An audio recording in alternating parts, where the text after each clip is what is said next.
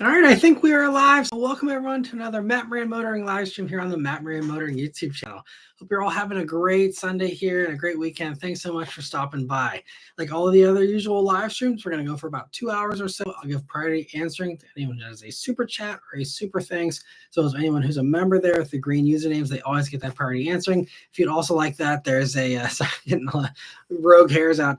There's always a join button here in the description there to get that as well. And we have a nice little sunset here for the evening live stream here. It's actually really pretty. It's very purpley and very nice. But anyway, hope you're all having a great time here. I see we all already have B. Mitchell, Lanswath, and Kevin, Michelle, Mystical Gamer, and Ford Enthusiast, Anthony, and Fuchs. So thanks so much, everyone. And so I see first a question here from Ford Enthusiast. Been a member for 9 months now. Thanks so much for being a member for 9 months. He says, "Hey Matt, hope all is well. Any thoughts on whether 2026 will be the last year for the Ford Escape? You will not be able to buy one in some states." Interesting. I hadn't heard that about the state restriction for Escape. If that's something they've announced, then that almost certainly means, yeah, it's probably on its way out. I mean, I don't think they confirmed it, but there's been a lot of reports that it is actually, going away and isn't really going to have a replacement, which is insane considering that is the top selling segment. And I mean, not like Escape is one of the top sellers in that segment, but it's just like crazy that Ford would just kind of give up on that. But that seems to be the way they're going with it.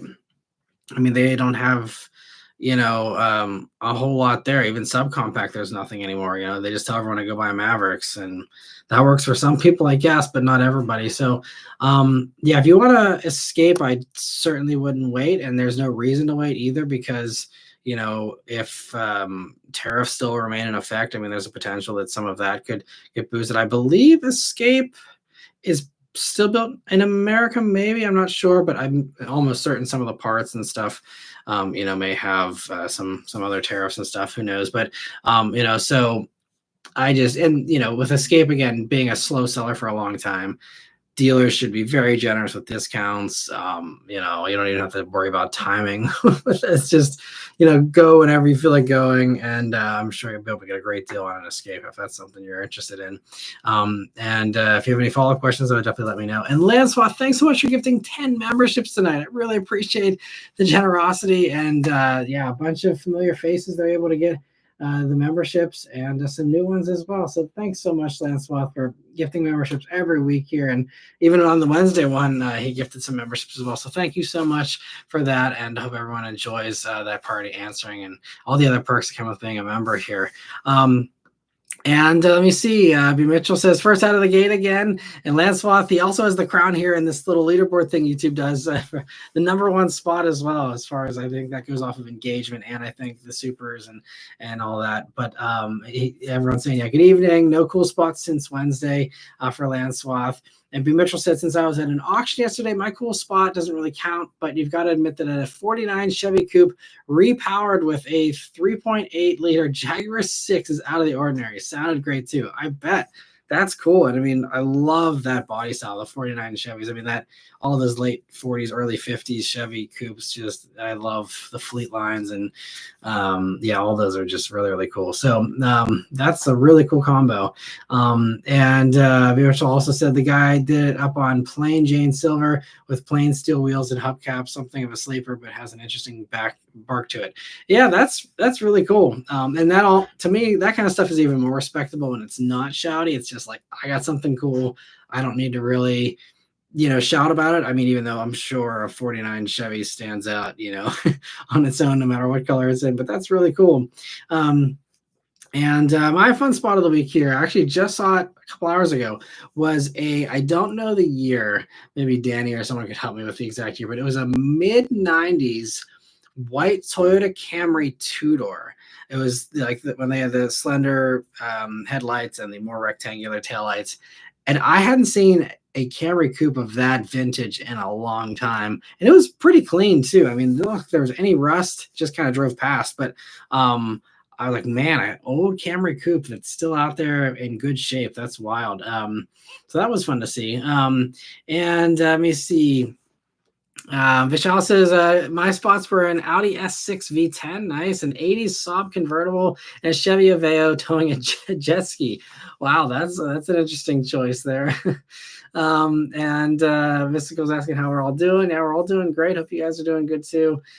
B. Mitchell said the other interesting engine swap at the auction was a 73 Datsun 240Z with a supercharged 383 small block Chevy crate motor. All this was owned by an orthopedic surgeon who likes speed. That's funny. Wow, that is a cool swap too, man. I feel like stuff like that. I mean, I don't know what auction you're at, but I feel like the Bringer trailers and things like that would probably put a premium on some of these oddball kind of conversions and stuff. That's really cool. And Anthony said, hey, everyone, went for an awesome 3-hour drive this morning with a buddy of mine, him and his vet and me and the Mustang. That's awesome. That's sounds really, really fun. Well, especially whenever you don't have too much traffic, hopefully maybe in the morning and all that. It's awesome. And Michelle says, I also saw an old Sienna with a piece of cardboard where the license plate goes that said plate stolen.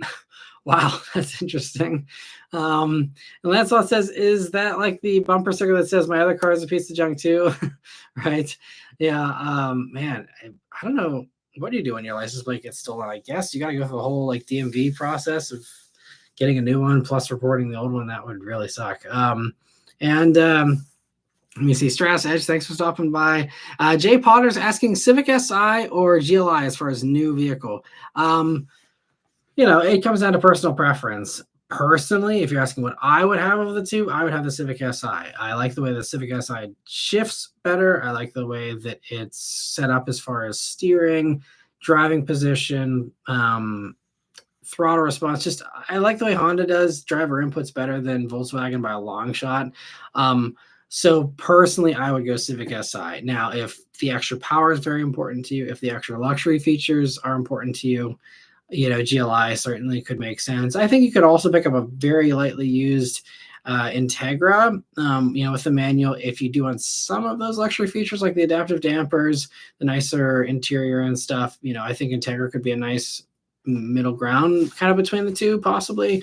But GLIs are still very fun too. So, no really holdups with GLI. It's just, I don't love the way they do the shifter. It feels a little rubbery, and I don't love how it's like kind of spring loaded with you got to push down for reverse and stuff.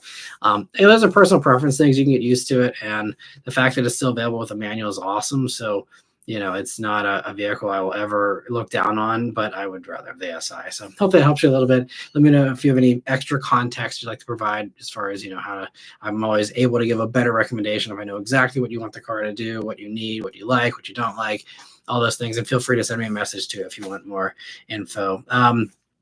And let me see. Chad says, saw a truckload of Grenadiers going west. I was never seen a full truckload of them. I actually saw a truckload of them a few months back as well. They're starting to sell every once in a while. I do see one around here. They're actually selling more than I expected them to be honest. And I'm happy to see, a little upstart do well. It's kind of cool. And Mystical says, what's up, Matt? How are you doing? We're doing well here. Hope you're doing well too. And the bidder says, question, choice and reason. Nissan Z Performance Manual with $7,500 discount or BRZ Series Purple or BRZ TS. It comes down to, again, how much you value the power. Obviously, that there's, how much difference, 170 odd horsepower difference between the two of them. So if you're getting a $7,500 discount and you do very much want the extra power, the turbo, all that kind of stuff, Z could be really good because I'm assuming, but even if it's $7,500 discount, you're looking at, they're what, 50 grand cars, so you're 42 and a half. BRZ Series Purple, you're probably what, high 30s.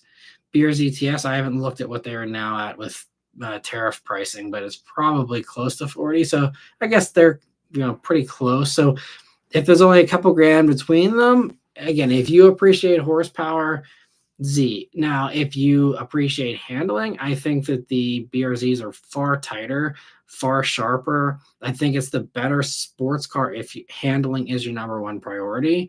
But if you just want a cool coupe that's fun to drive and you're not so much carving up back roads or needing the best handling possible, then I think the Z could be a great fit.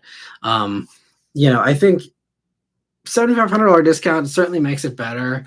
I still am just so annoyed that they don't have the base model with the limited slip diff. Like that would, because then I could actually recommend like base Z's to more people, I think. But as it is, I still don't, it just seems like they're just still a little too expensive personally. But, and I don't even know. I mean, I think Z's might have gone up in pricing too. I'm not even sure, but either way, that's kind of the short of it as far as, just how bad you want the power. And if you're willing to pay a little bit of extra for it, then go for it. I don't love Z personally. So if I wanted a 2-seater and I had $40-ish thousand to spend, I'd probably be looking lightly used Supra, or I mean, personally, I could go to other stuff like Jaguar F-Type and things like that. But if we're talking stuff in the same ballpark, I just like the way Supra drives better than Z. So I'd probably go with that if you are after the extra power. But yeah, and BRZs are also fantastic. And it comes down to where you live too.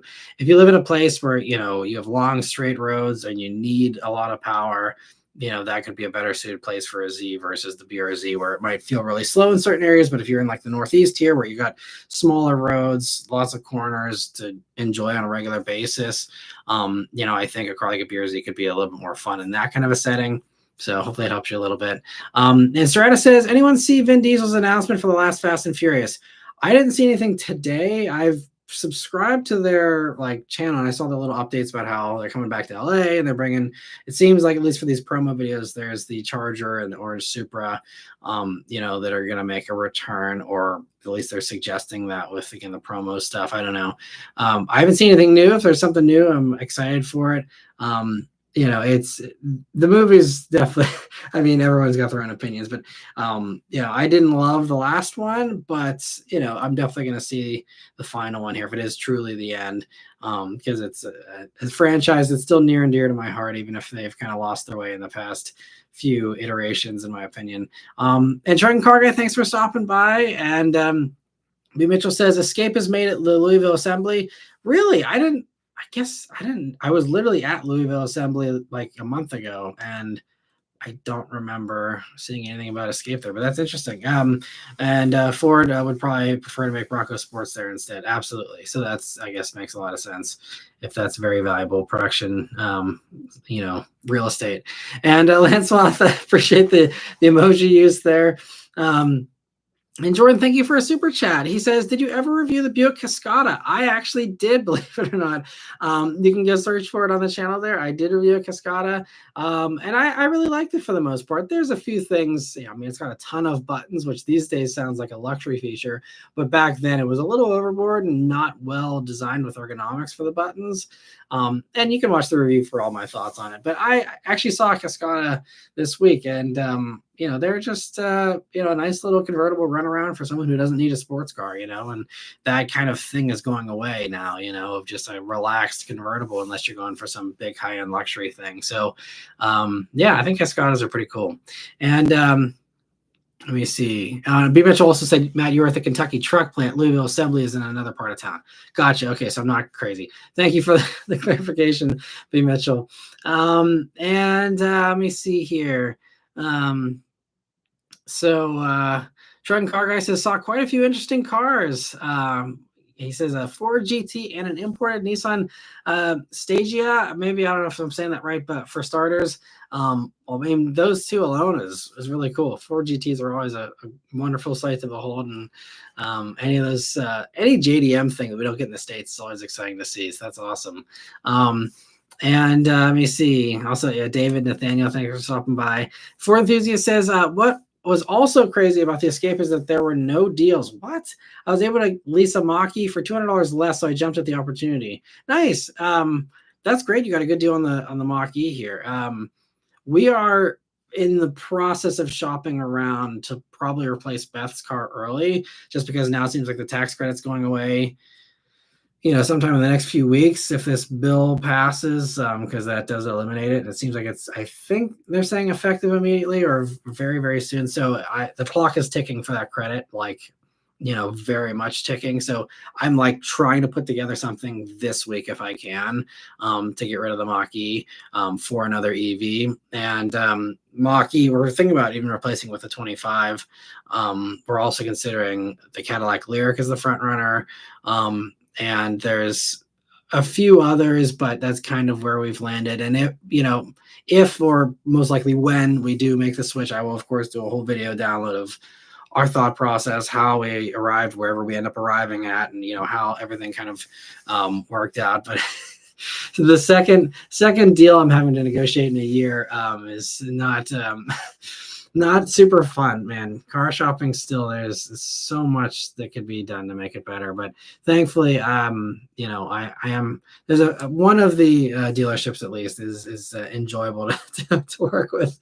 Man, some of these ones, it's frustrating. I'm sure many of you can relate. But anyway, so I may be joining you there with the new Mach-E club soon, or again, we might go Lyriq. We'll see what happens.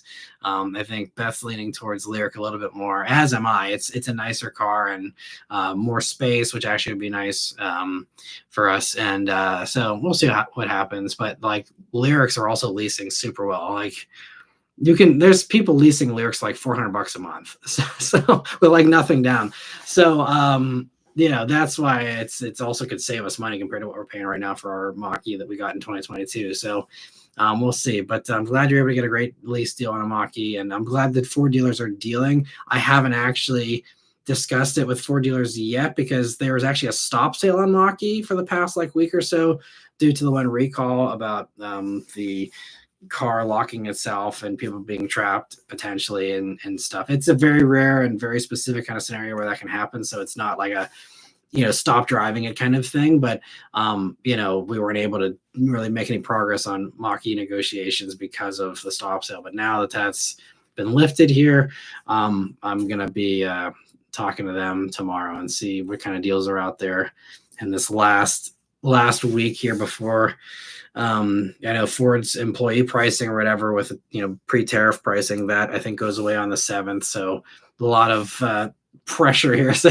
the schedule for uploads might be a little wonky here this week. And you guys actually, for those of you who are members, you might have been expecting me to upload a Hyundai Ioniq 5 review at the end of last week. And that didn't happen. And that's just because I was swamped with phone calls and trying to wrangle deals and all that kind of stuff. So I'll be a little bit behind with the upload schedule, but I'm going to be posting something tomorrow for sure and getting back into uploading the reviews. But hopefully you guys enjoyed those little shorts, by the way, that I posted up.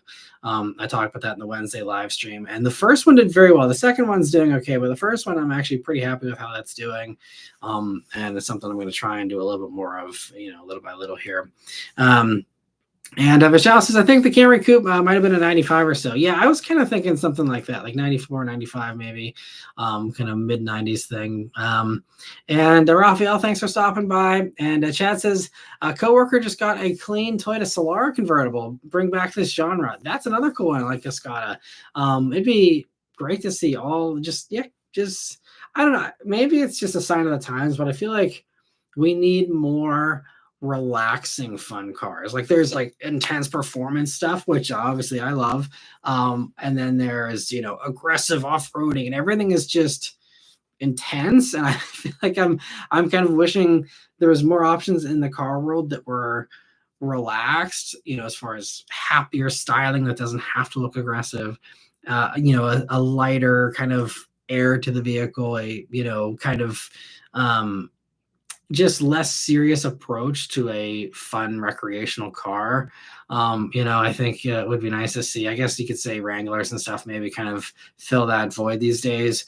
But I'd love to see Solara come back and Cascada, honestly.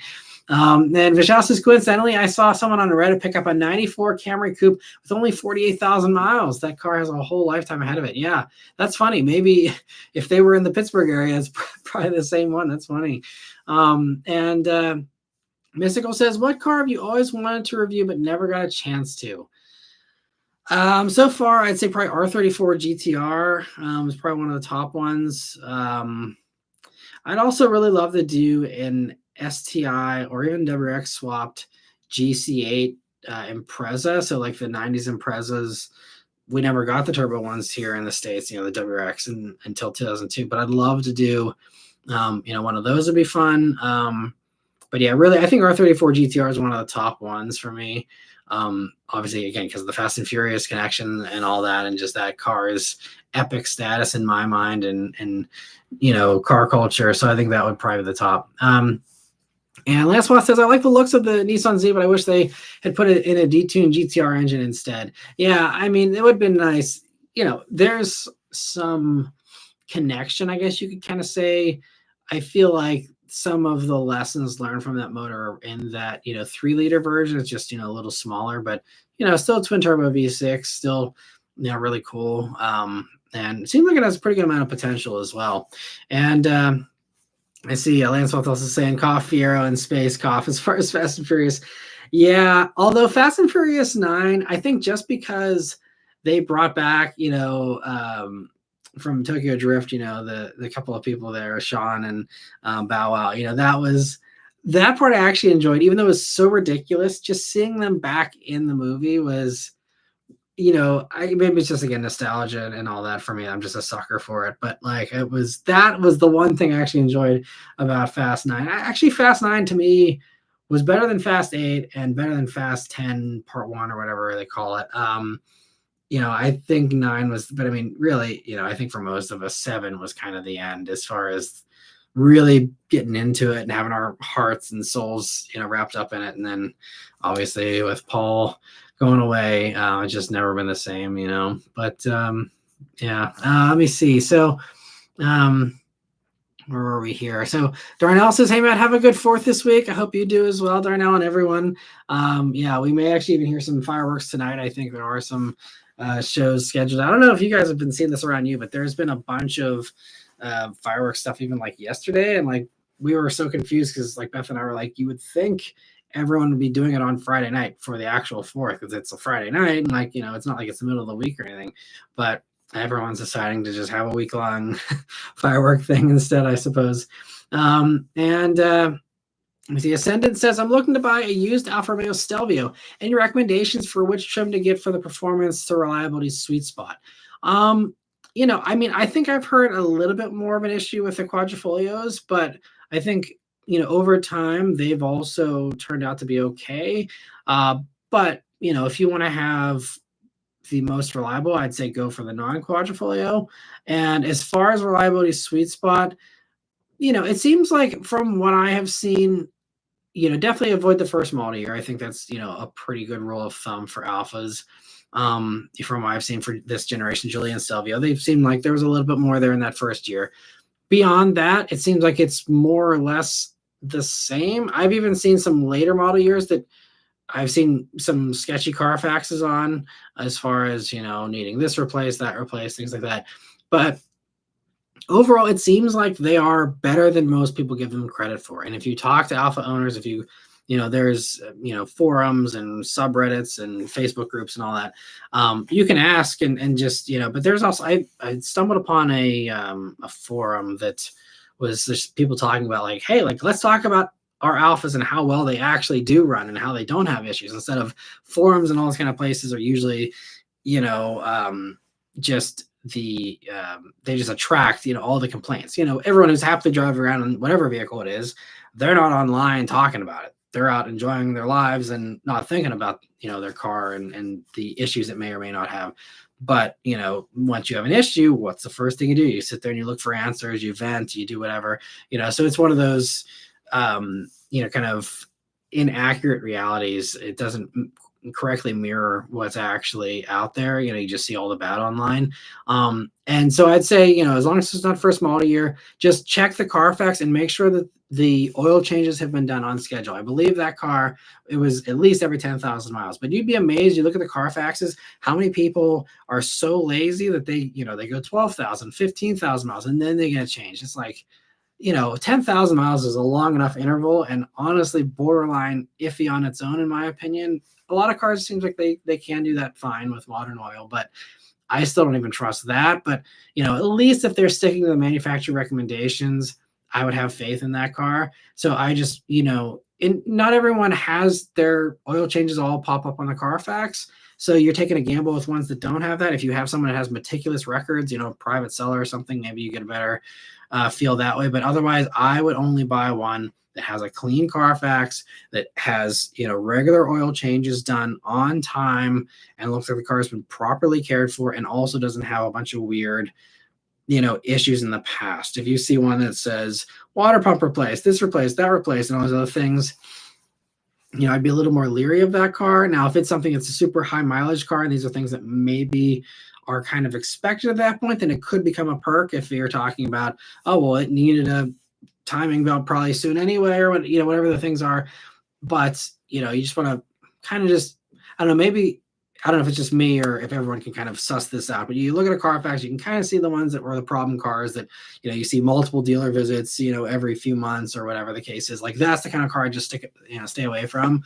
But there's lots of good ones out there that are flawless, even high mileage ones, flawless Carfax, oil changes on time, taking care of it at the actual dealer, all that kind of stuff. So I think if you find one of those, I would have confidence in it. It still is on. I have a running list of cars if I needed like a 4-door daily driver car that I was gonna be driving all the time.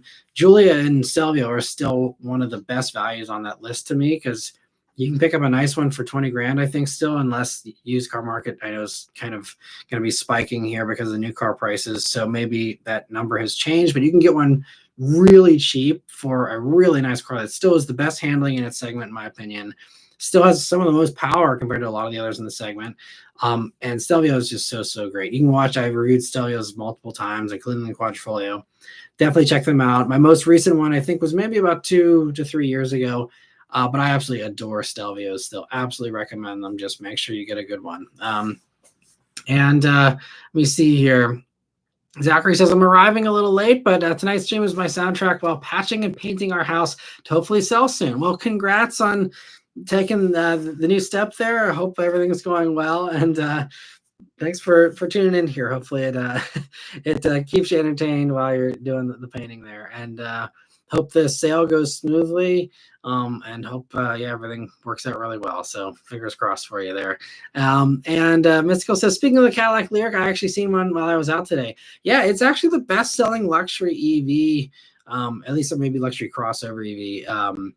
And it's for good reason. I think it's really solid. I mean, I reviewed one last year, so I won't repeat myself. If you're curious about what I think about Lyric, go watch the review.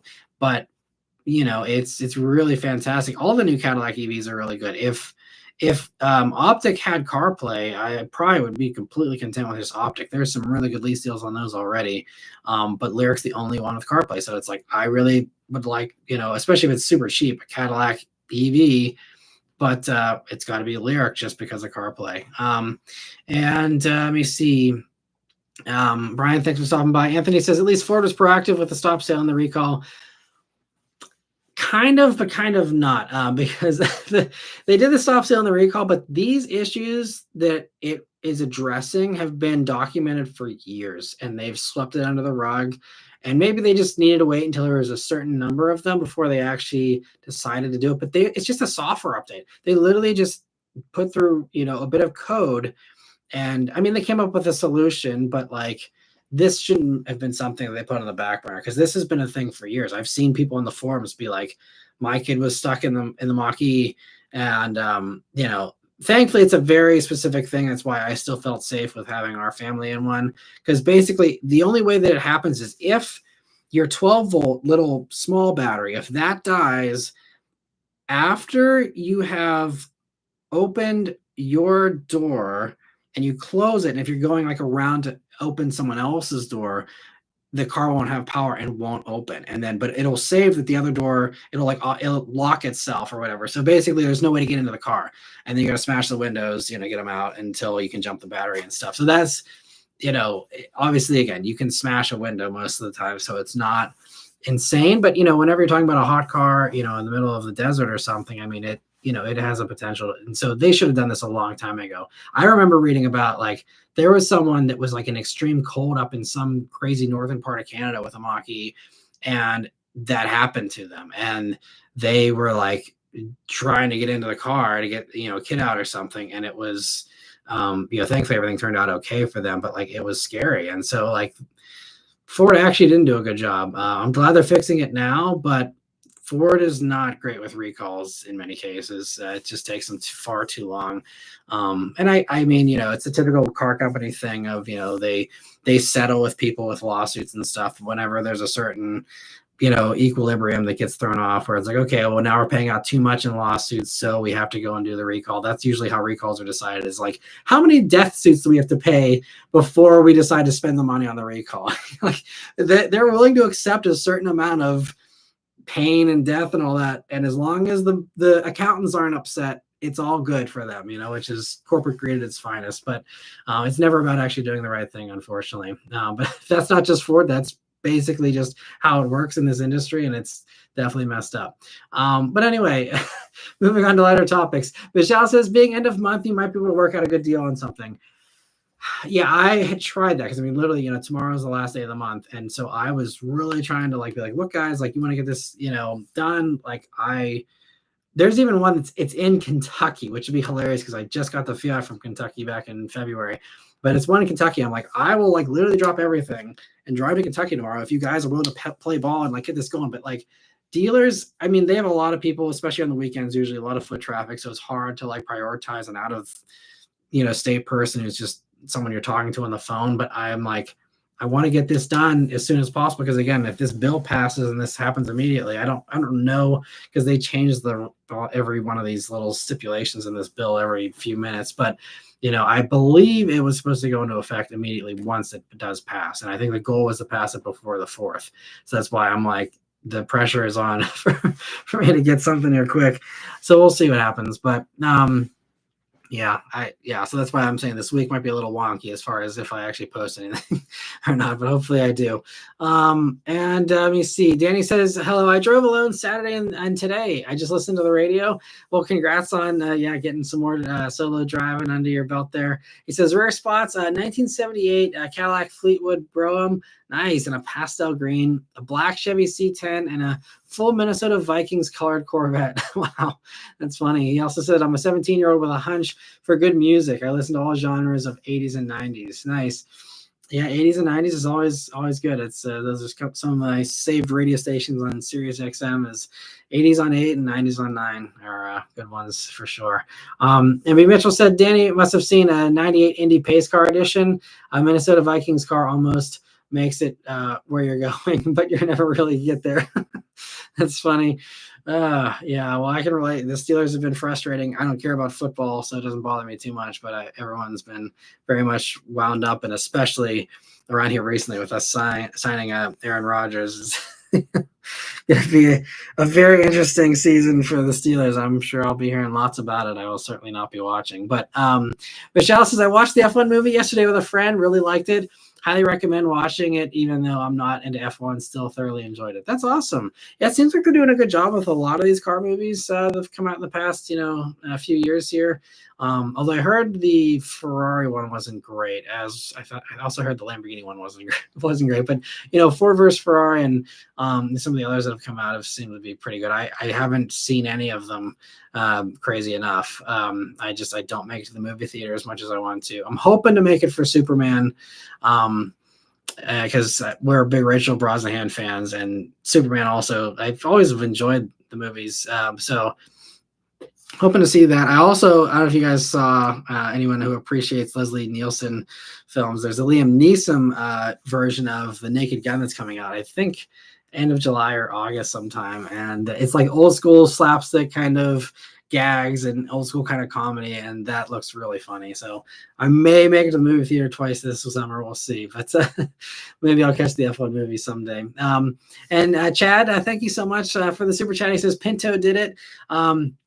As far as that was one of the more infamous things where Ford should have done something more and sooner and didn't, with the Pintos combusting there. And Ford's had all kinds of black eyes in the past, as far as they got knocked out pretty good there with the Explorer rollover thing back in the 90s with Firestone, and some of the others along the way as well. But yeah, that's just the way it goes.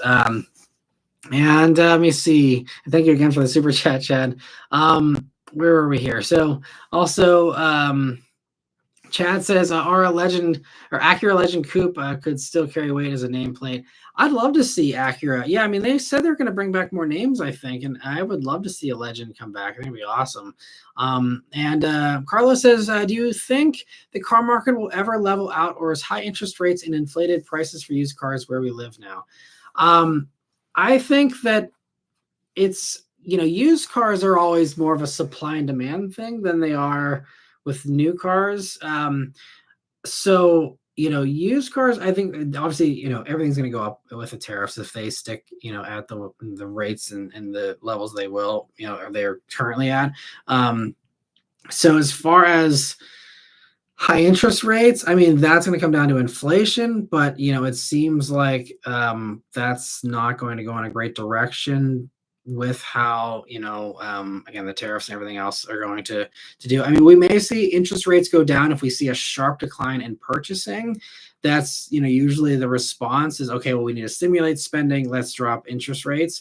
So interest rates could come down, but it's going to be on a car that's so much more expensive that if you can get a pre-tariff price, I mean, you're probably at least going to be breaking even between whether you pay a few grand more in finance charges over the life of the loan, or you pay a few grand more up front on the car. I think it's kind of like a wash. So, and I don't know with the used market if some of that's already been priced in or not, but I think we haven't seen the full pain of car tariffs yet, obviously, and a lot of companies are holding off. And I think even Hyundai said they were going to go till the end of June with pre-tariff pricing. And after that, so I'll be very curious, July 1st, what are Hyundai's costing? Does the Elantra N still cost 35 grand, or is it 40 now? I don't know. We'll see what happens.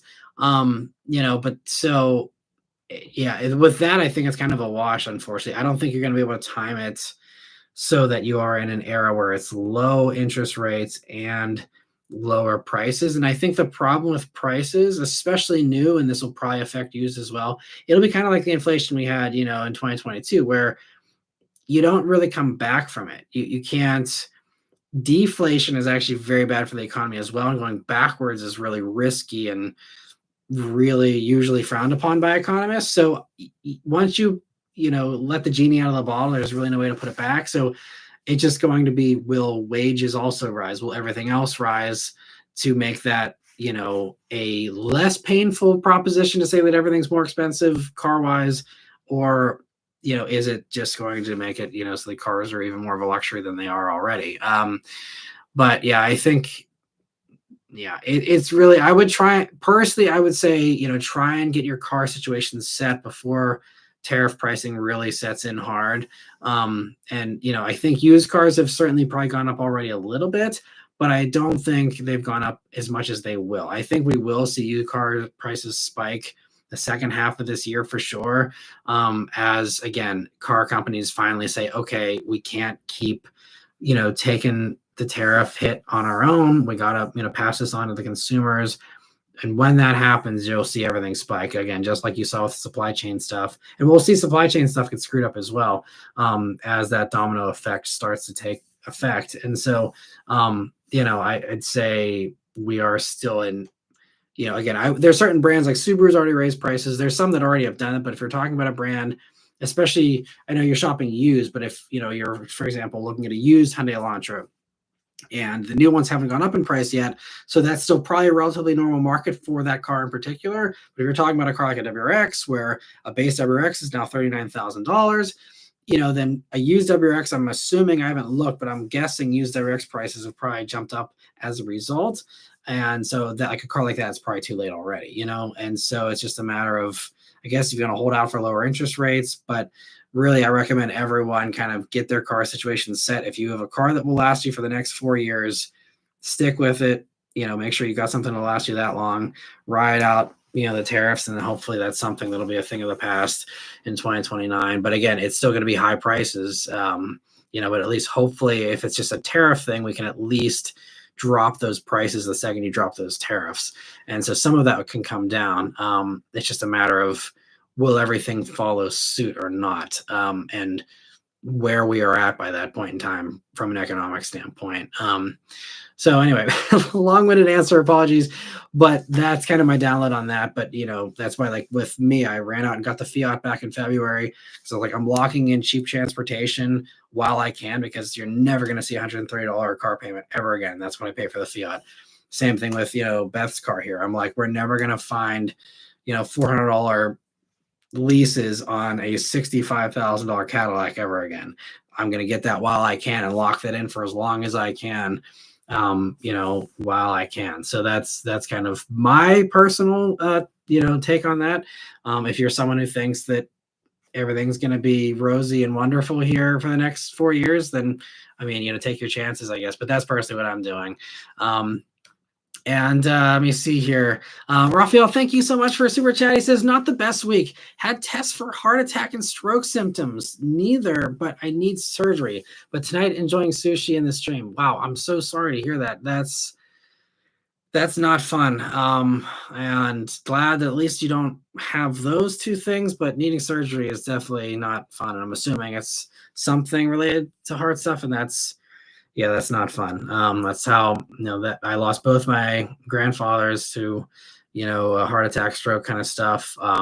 And it's definitely something it's been on my mind as well. I had, I don't really, I don't talk about that stuff too much, but I actually had some medical stuff earlier this year. And it was something where I was thinking I was having like chest pains and some weird stuff.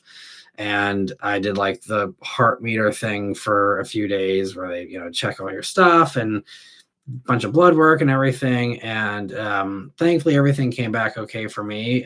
But it's I'm just saying that to say that I can kind of relate to some of your potential anxieties that I'm sure you actually have, stuff here with the surgery you have to worry about. So far worse than my little scare. But hope things work out great for you. And and this is why I always say we got to enjoy life to the fullest, because you never know when you got a curveball thrown your way, and even if it's just and you can't go for a ride for another week or two or whatever, even something minor. That's why it's like you got to just seize the day and enjoy it. And I know you do, Raphael, with all the fun that you have there on the motorcycle and all that. But hope everything works out for you. We'll keep our fingers crossed for you. Let us know how you do here next week or whenever that happens. Best of luck with all that. Sending good vibes your way. And thank you also for the super chat as well. Let me see here. Where were we? Excalibur says Tokyo Drift was the best. That was one of the best ones. I still do love it. That one, I remember seeing that in theaters and just being so jazzed, because that was really like prime timing for me. Tokyo Drift was, I think that came out with 2006, right? And I was literally turning 16 when that movie came out. So it was like right there, like peak car fever, for a teenager, getting my license on the horizon and all that. It was really fun. And I think that's part of why Tokyo Drift's one of my favorites still. But it's a great movie. I think, looking back, I think it's definitely one of the less, there's obviously still some corny lines and stuff, but, and having, people that play high schoolers that look like they're 40 years old and stuff. Like, I think it was actually, maybe I'm biased, but I think it was definitely one of the better ones for sure. I agree with you. And Lance Wallace says, I had fireworks near me on Friday night. Nice. Yeah, I guess it was just, everyone's just too excited. They got to shoot them off early here. Darnell says inflated prices for cars are the new normal with inflation at play over the past 5 years. Yeah, it certainly, has gotten more expensive. I've been saying for years, that 30 is the new 20 as far as car prices. But, I think even with 2022, we saw an increase, but it wasn't as fast as just like, I've never seen like a car company immediately just like say, this is now $3,000 more expensive, like just month for month, not new model year, not new generation, just like for no reason aside from political stuff. It's now $3,000 more expensive, or in some cases even more than that. It's tough. It's I could go on all night about that. With the housing market, like my sister, would love to get into a bigger house, to have a family someday, and it's like, the housing market is just a mess right now. Everything is just it's really hard out there. Job market, I know people that are unemployed, and trying to find jobs is really tough. I mean, it's just it's tough in all the ways right now, I think, for a lot of people. Mitchell says around here the fireworks thing starts on Memorial Day weekend. Yeah, we did have some on Memorial Day as well. Yeah, around here, you give anyone any remote excuse to have fireworks and they'll do it. It's it's like, oh, it's a bank holiday, all right, shoot off some fireworks, and hey, look, the Pirates won, shoot off some fireworks. Which is rare, so although we've actually did pretty good this weekend, I heard. So but anyway, the Bitter 3 says horsepower is not important, looking for fun in the corners but without too harsh of a ride, and a manual is a must-have. Thanks for the help. I appreciate helping you there. And so yeah, if you're not too harsh of a ride. I mean, Z is not a great ride. It's probably a little softer than BRZ, but Z is kind of unrefined with the ride, if that makes sense. It's a little more jittery.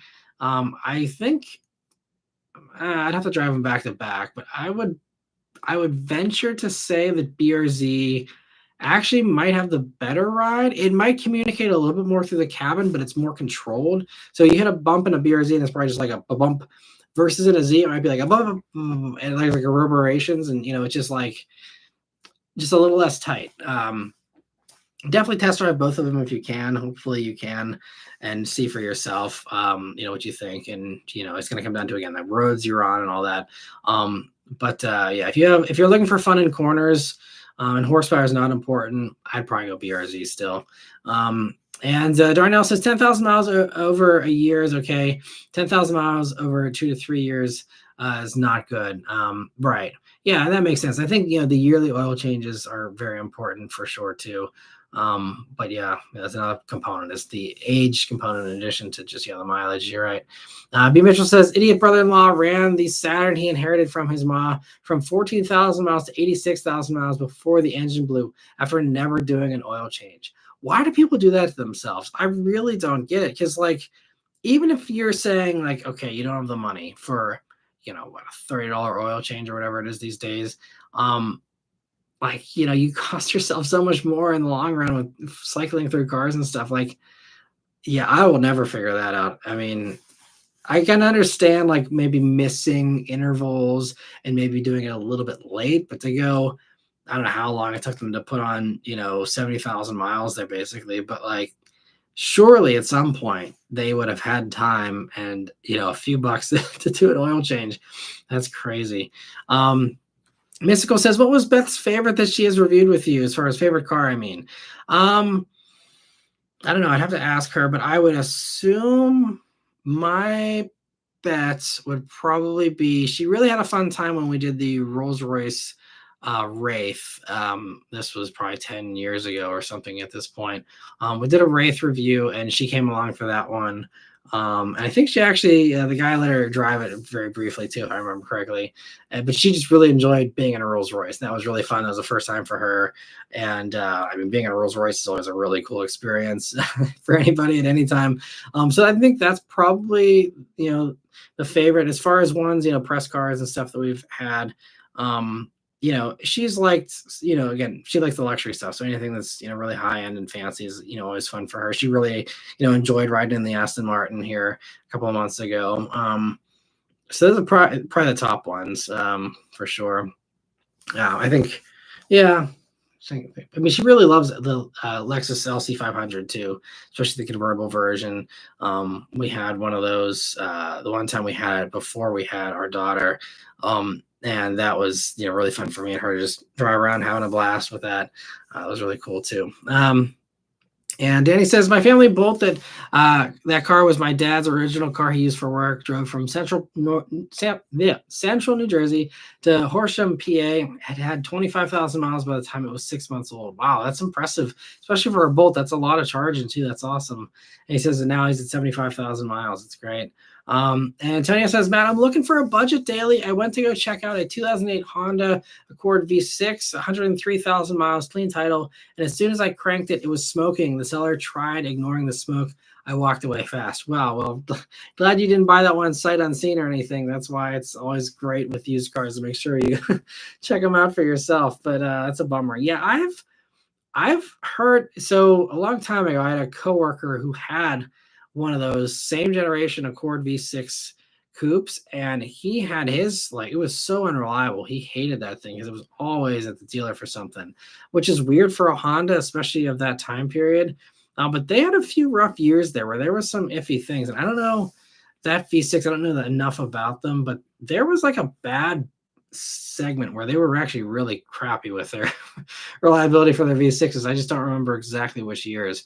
But yeah, it's a tricky thing with used cars, especially high mileage like that.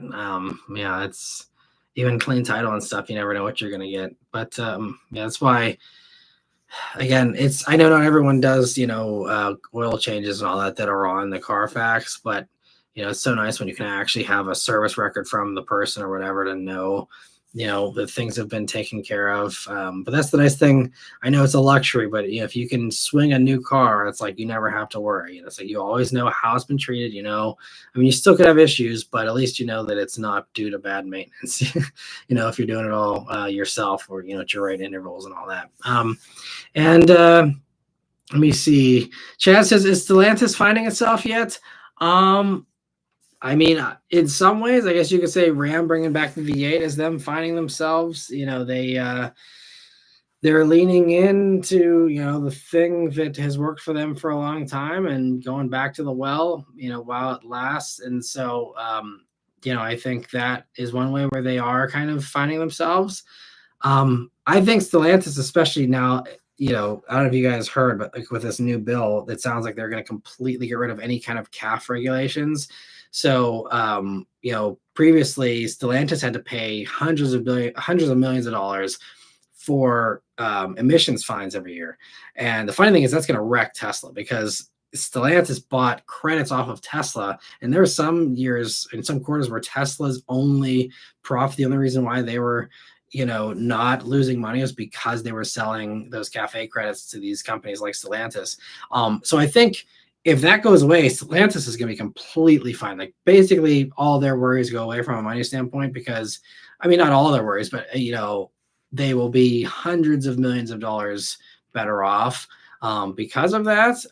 And Tesla will be hundreds of millions of dollars worse off as a result, as well as, Rivian will be hurting, and, any purely EV company. And so I think I'm not actually worried about Stellantis for the next few years. I'm worried about Stellantis in 2029 and 2030, assuming the music stops and, it's not just a free for all for the rest of eternity. I think there's a risk that they're going to come out very behind once we're into the 2030s, because they've just been, reliving the glory years for the past, for these 4 years coming up here. And then they're behind on tech. They're behind on everything else with EVs and all that, whenever everyone else will still have been working away at that. I think a lot of companies will probably slow down some of the development, but they're still going to keep at it. And it seems like Stellantis is going to do some of that, but it seems like they are also, just digging in deeper. And, the last thing I'll say about Stellantis, and I promise I'll move on, is that the big challenge for Stellantis, especially for the American brands, is that they had to try and convince people to try something new. And, I think that in some ways they were kind of winning the race there. I mean, look at Wrangler 4xe. It's the best-selling plug-in hybrid. Now, whether that's just because they lease really well or whatever the case is, which that's going to go away if the tax credit goes away. So Jeep will actually be in a worse condition because they're not going to sell any 4xe Wranglers anymore. But for a while they were actually doing it. Like, I think, Wrangler 4xe, the one I had was problematic with a check engine light during the week I had it, but like people are buying a ton of them, and like, it's a good vehicle other than, potential little reliability things. But it's otherwise, well done. It's a good amount of range. It's, well packaged and all that kind of stuff. So I think they were actually kind of slowly doing it. We always knew the Charger was going to be an uphill battle, and, maybe even a losing battle, but like, with the other things, I think there was some potential there, and then they're just kind of giving up on all that most likely here. And it's just like, that's the problem, is like, okay, great. You made everyone happy for the next 4 years, selling them all the, V8 gas guzzlers they want. Then what do you do when you can't do that anymore? Then you're right back where you were, except again, you're behind everyone else who hasn't, given up on all that stuff. And so, it's just, I think Stellantis, they are still finding themselves. I think they have found themselves. They know what they need to do for the next 4 years to cash out, to, capitalize on, the free for all as best they can. But they're going to then have to find themselves again and say, okay, now who are we in 2030 when maybe we can't do this? And it's not, you can't appeal to the people that you've been appealing to, that you've just tried to convert to 6-cylinder buyers, and now you're telling them they can have the V8 again. It's this whiplash of like, you can't have the V8. Oh, now you can't have it, but only for 4 years, and you're probably gonna have to not have it anymore again. And it's back and forth is just gonna make people even more mad, I think, eventually. And so I'm not confident in 2030 Stellantis. I'm confident in 2025 to 2029 Stellantis. I think they will be just fine. So we'll see what happens. But yeah, great question, Chad. Sorry for the long-winded answer. Joseph says, best way to remove shoe scuff marks from door sills. I mean, it's been a long time since I've been a detailer. I'm sure there's better solutions these days. I mean, my old school approach, I always just, usually try to go light with a scuff pad if I could, if it was, a more durable kind of door sill. And sometimes you can get lucky with just even some kind of, little like window cleaner or some other little, cleaning agent that can just, get that off. I don't know if like those magic eraser things are good for that, like they are for shoes and stuff, but might be worth trying as well. Maybe someone else has a better suggestion for you. Sorry, I don't have great advice there. Excuse me. And let me see. Antonio says, I still want a Lexus LS430/Infiniti Q45 old school Japanese V8 sedans. They apparently are sought after because they are close to 10 grand for clean options. Nice. I didn't realize they were getting that low. I mean, the Lexus I have a lot of confidence in. I'm not sure about the long-term reliability of a V8 from Infiniti. Hopefully it's pretty good, but I certainly would go for the Lexus if I were you, between the two there.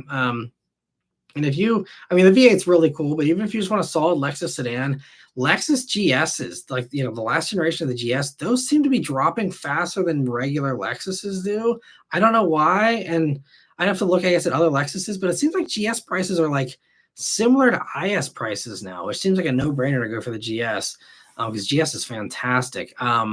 So if you don't need a V8, I mean, I guess you could with a GSF, but if you don't need a V8 though, I totally rock a used GS. I think they are, pretty, I don't know if they're quite 10 grand, maybe they're like low teens, but I think you can get a GS for a pretty good price. So might be something else to look into if you want a cool, kind of older school Japanese V8 or just Japanese sedan in general. I think that would be probably one of my favorite picks. And Two Track Jack says the Naked Gun looks hilarious. Seth MacFarlane is directing it. Yes, and I love Seth MacFarlane. So that was another perk for me. Like, it's gonna be a good movie. I think I'm optimistic. I mean, I love Airplane and all those old comedies like that. So it's I wasn't expecting that, but I hope that kind of is something we see more of, because I'd love to see some of the just lighthearted comedy. I think like that is just really fun. Anyway, Jordan, thank you for a super chat. He says, should have brought the Chrysler Airflow EV to production.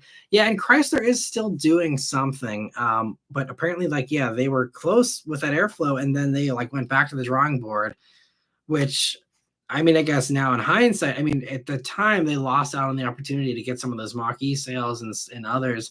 But now I guess if this, gives them time to kind of go back to the drawing board and say, okay, well, let's take our time. Let's not rush this. Let's do something that's really, really, really good. Maybe they'll end up with a better product. Will it end up, being something that's too expensive because there's no tax credit? Is it going to be something where, there's less interest in it because of all these other anti-EV policies that are, getting implemented, the higher registration costs and all these other things?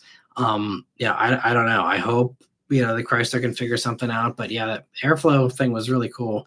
I'd love to see them, do something with a little bit of a retro vibe, but something that's still futuristic and cool. There's talks now that Halcyon or whatever they said, is that little swoopy coupe or whatever, that's obviously not going into production, but that could kind of inspire the design of a new Chrysler sedan, I mean, supposedly every time Chrysler's been asked, what's the future for you guys?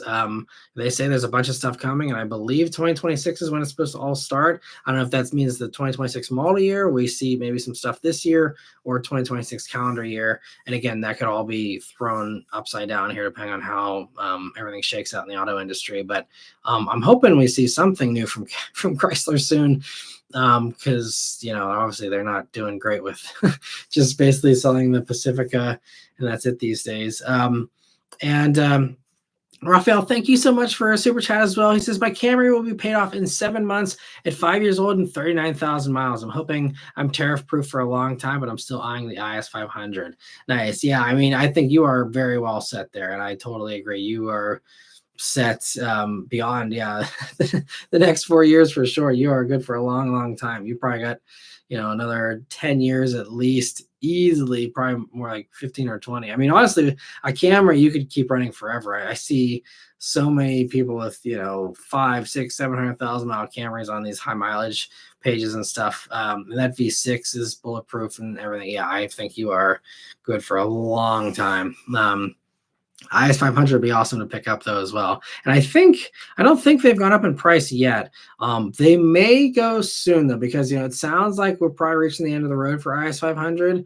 And once that happens, you might get some more collectability. If you can't just waltz in and pick one up, willy-nilly, then it's going to probably get a little more of a bump on the used market. So I mean, again, with interest rates the way they are now, I still probably wouldn't recommend honestly anyone buy a car if you can avoid it.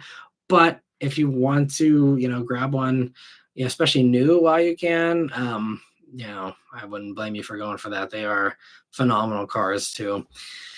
Yeah, it's also often overlooked. And that's something I mentioned in my Audi S5 review is, like you can get a V8 IS 500 for less than the Audi S5, like 10 grand less or something, I think. It's like, I know it's an old car, but it's such a good car, that V8 especially. And yeah, ISs have always been great in my opinion.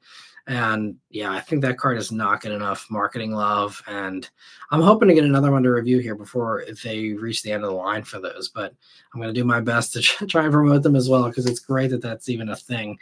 And let me see here. And thank you again, Raphael, for another super chat. So where were we here?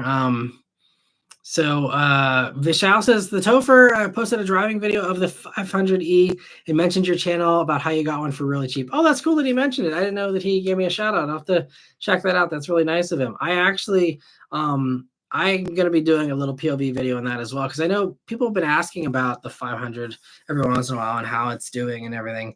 And I don't really have anything to share because, again, I don't drive it a whole lot, but I thought that a POV video would be kind of a fun thing. I always actually do that with my own personal car, going pretty far back. I did with the BRZ. I think I might have tried to do some kind of POV kind of thing with the Legacy, whereas more of a handheld thing. It was a little sketchier, but I think I did that. And then I didn't do one for the Mini, I don't think, unfortunately, which I should have. But I've done them for some of the Mustangs, and so I want to do one for the Fiat as well. I also I'm gonna be doing more POV stuff. I don't want to say too much now because I'm gonna wait until I actually start posting them. But I'm gonna be doing a little bit of a different take on a POV. Still going to be a POV thing, but I'm going to do something a little different than I think everyone else is doing for the most part. And we'll see. It's just going to be another thing to kind of do another little bit of content, just to try and get more stuff out. Just because again, views just continue to tank. So I'm just trying to find ways to bump up the views a little bit there on the channel. But that's awesome. Thanks for letting me know about that. I'll have to watch this video and yeah, they're great deals. I'm telling you what, they're such good deals. And Danny says the most recalled GM car when the Pinto with the Pinto was the Chevy Vega, but Chevy still sold 2 million of them. Yeah. Sometimes it's just the right car for the right time. Same thing. Everyone loves the bash Mustang 2 in the 70s, but Mustang 2 was the right car for that time period, and it sold super well. They were everywhere, for that period of time when they were on the market. And it's just one of those things you look back on and it's like, oh, that wasn't good, but like for that time, it was exactly what people needed. And Chad says, any especially uh, not hidden car gems that you've seen? There's no other hidden gems that I've seen aside from that Camry Coupe today was the only real crazy gem I've seen. I'm curious if anyone else has seen any good stuff. Still a Buster though says, hey Matt, is anyone else in your family into cars? If so, is there a press car you had that really impressed them? No one in my family's super into cars. My brother-in-law is kind of into cars a little bit. He's got a Mini Clubman, John Cooper Works. And so, he's interested in checking stuff out every once in a while, but otherwise, yeah, no, not really, which is kind of funny. I mean, my grandfather, who's passed a long time ago, he was into cars a little bit. But other than him, yeah, there's really no enthusiast at all in the family. It's kind of amazing that I ever picked it up. Yeah, I mean, family members are always impressed. Like I have an Ioniq 9 right now, and I was actually over at my parents' house tonight for a little bit, and they were like, "Wow, it looks so crazy! It looks like a Cadillac" to them, and they were very impressed. I mean, they always get a kick out of poking their head in and, looking around and checking it out and stuff. There's been a few times like my mom was excited to take a ride in a Wrangler one time. I think I took her for a ride. Oh, I took my parents for a ride in the Aston Martin. That was really cool to, take them for a ride in that, especially my dad's, into James Bond and stuff. And so that was kind of fun. But other than that, typically there, it's not a whole lot of interest there. But let me see. Carla says, thank you for the well thought out answer. It's funny you use the Elantra N and the Subaru as examples because I have a 25 Elantra N and an 18 base Impreza. Nice. That's awesome. Well, you got great stuff already there with the Elantra N. They're fantastic, and I hope you're enjoying it. And Antonio says, as we get older, we realize health is wealth. It's sometimes taken for granted at times. Absolutely.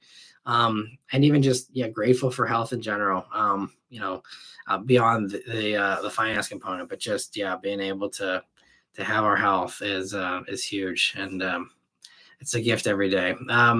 And Zachary says, I saw the critic screening of F1 at the movie theater and the critic screening in IMAX a couple weeks ago. If you know anything about F1, some of it is pretty far-fetched, but the racing is filmed so well. That's awesome. Well, thanks for your thoughts. Yeah, Zachary does. I don't know if you want to plug Zachary, feel free. He does a podcast and does some reviewing of pop culture kind of stuff. So feel free, Zachary, if you want to drop a link or whatever to your stuff for anyone who's curious about your thoughts. I'm sure people would love to hear more from you, especially about the F1 movie. So feel free. Totally cool with me if you ever want to do any of that. B. Mitchell says, idiot brother-in-law was a lawyer. Sometimes the jokes write themselves. Why would a lawyer not want to spend the money or not, I guess it wasn't even a money thing then. It must have just been a time or laziness. That is, it's one of those things, just mysteries of the universe we'll never understand. And Raphael says, none of you are getting rid of me just yet. That's great. Well, I want to see you here for a long time, Raphael.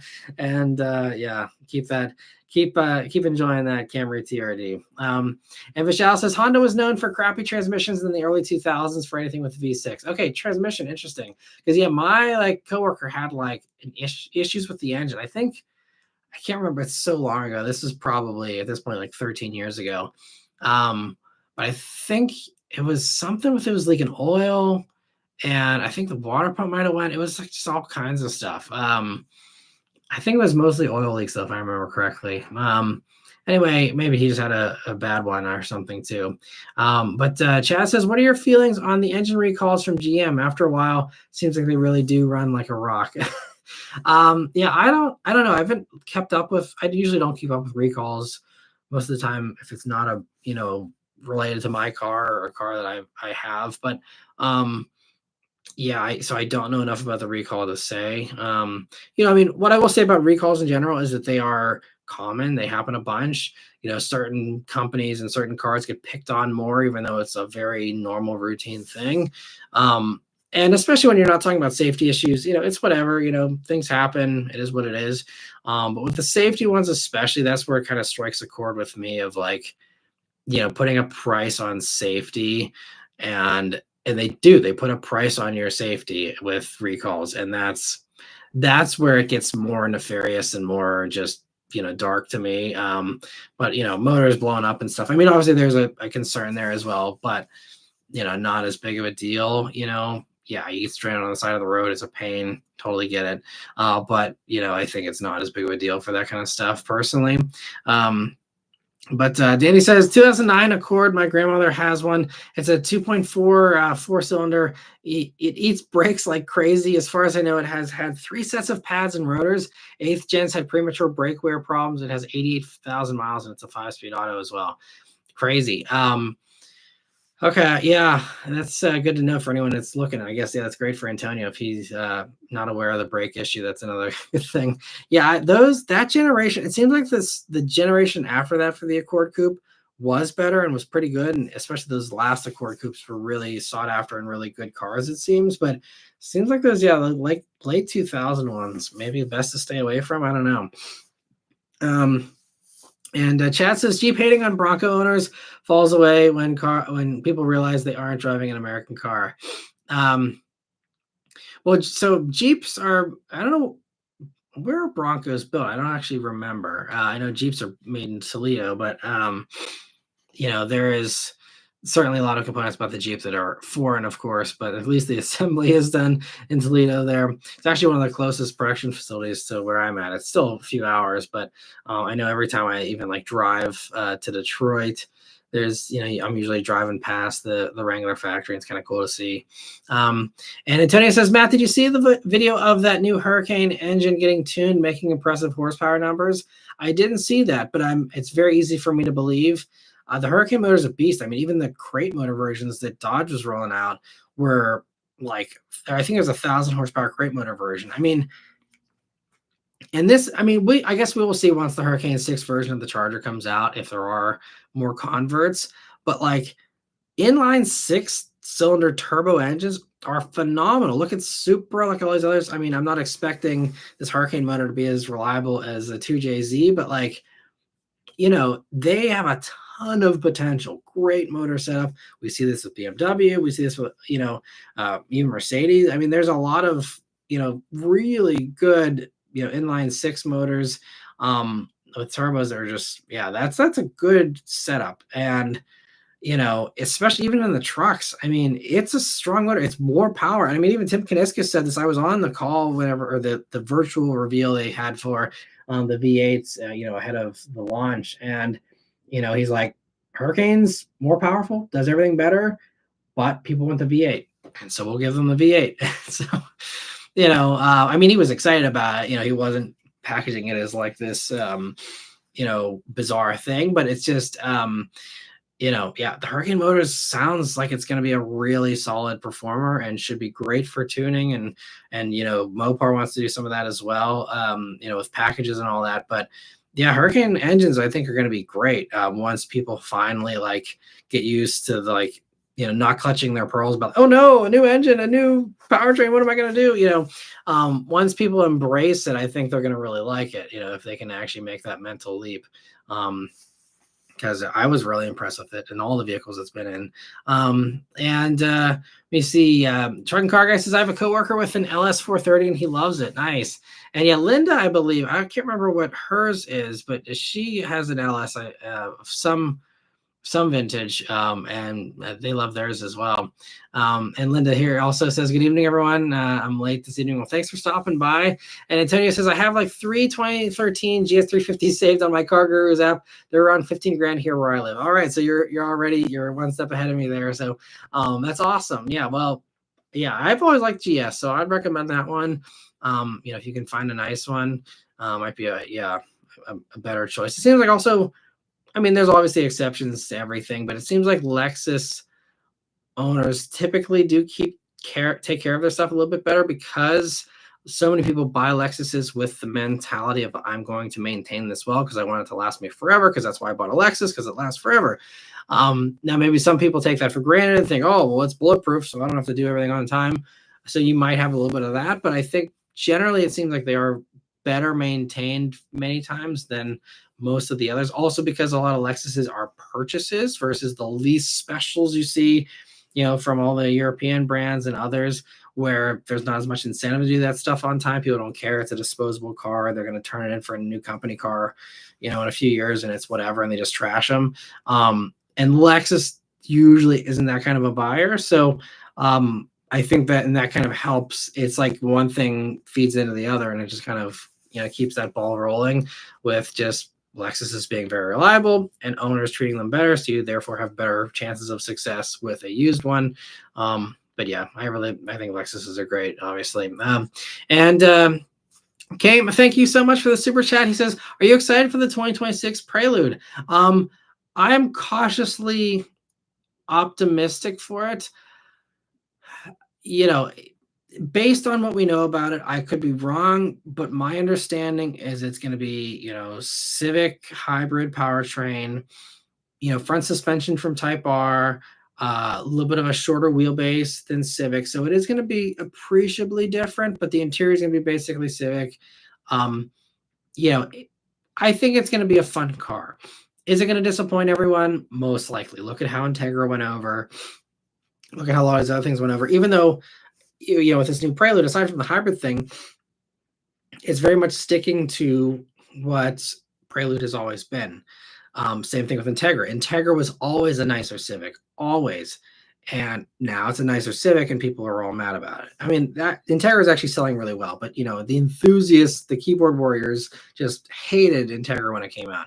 I think we'll see a lot of that same repeat for Prelude. There's going to be a lot of people that are going to be upset that it doesn't have 300 horsepower, that it doesn't have, all this racy stuff on it.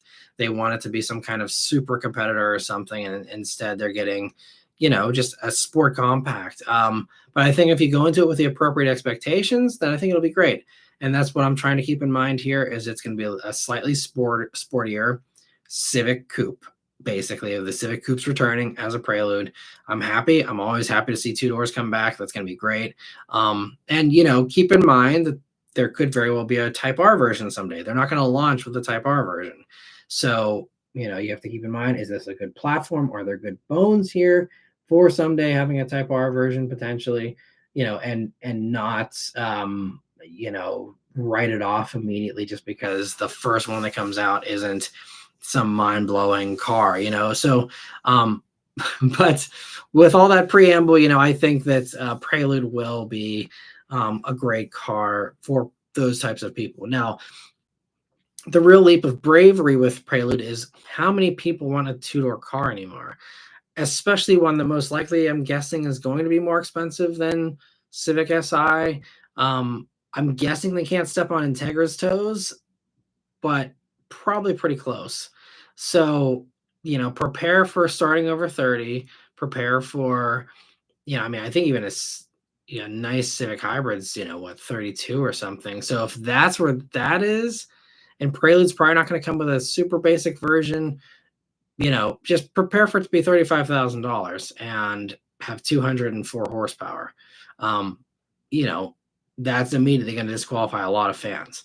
But for the people that understand, the heritage and are okay with that, I think it still is going to be a nice car. But I think, a lot of people, it's going to be, once the Type R version, if that comes, that's what will actually people get excited for the Prelude. And great question. Thanks so much for asking. And I hope we see that soon. I haven't heard an update. I think it's supposed to come by the end of the year. But I haven't heard anything yet. But I'm also, Honda doesn't really invite me to anything anymore. So I'm out of the loop as far as what's on the horizon for them. But hopefully it's coming sooner rather than later. And Jordan, thank you so much for a super chat. He says, will the new Nissan Leaf outsell the new Kicks? No. Because we don't know pricing for Leaf, I don't think yet. But there's no way it's going to be cheaper than Kicks. And affordability is king, especially these days. With people burned out about car prices, the beauty of Kicks is how cheap it is and how nice it is for the money. Leaf will be great, but again, especially we're going into an era where we're not going to have a tax credit for it. We are going to have higher registration fees for it. All these other things, trying to, again, set back EVs as best they can. So it's going to be a little bit of a challenge. I think there's obviously still a lot of people that want EVs. That market share is still going to grow. Despite everyone's best efforts to cap that growth, I think it will continue to grow. But there's no way it's going to do better than Kicks. Not in this decade, maybe in the next decade. here, but not anytime soon, unfortunately. If this, if things were different, I think there's a chance. But I mean, again, just at the end of the day, unless it's Kicks price, it's not going to do better. And Kicks is great though. I really do like Kicks a lot. And thanks so much for the super chat, Jordan. And Chad, thank you for a super chat as well. He says nothing light ever again. As far as future cars and everything being pretty heavy. It's just I think even Prelude, it's gonna be heavy there with the hybrid and all that. Although hopefully they'll keep it in check. I don't think Civic hybrid's too heavy. I don't recall, but it's not too much of a weight penalty for the hybrid system with those. So I'm hoping that Prelude keeps its weight relatively in check. We'll see.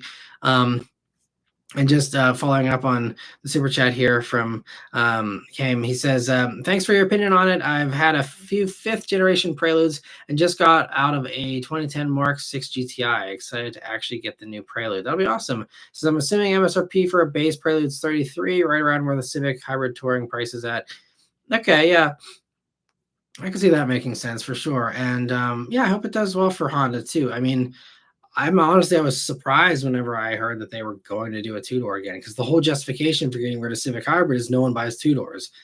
And I don't think that's improved in the past few years, but I think that'll be great.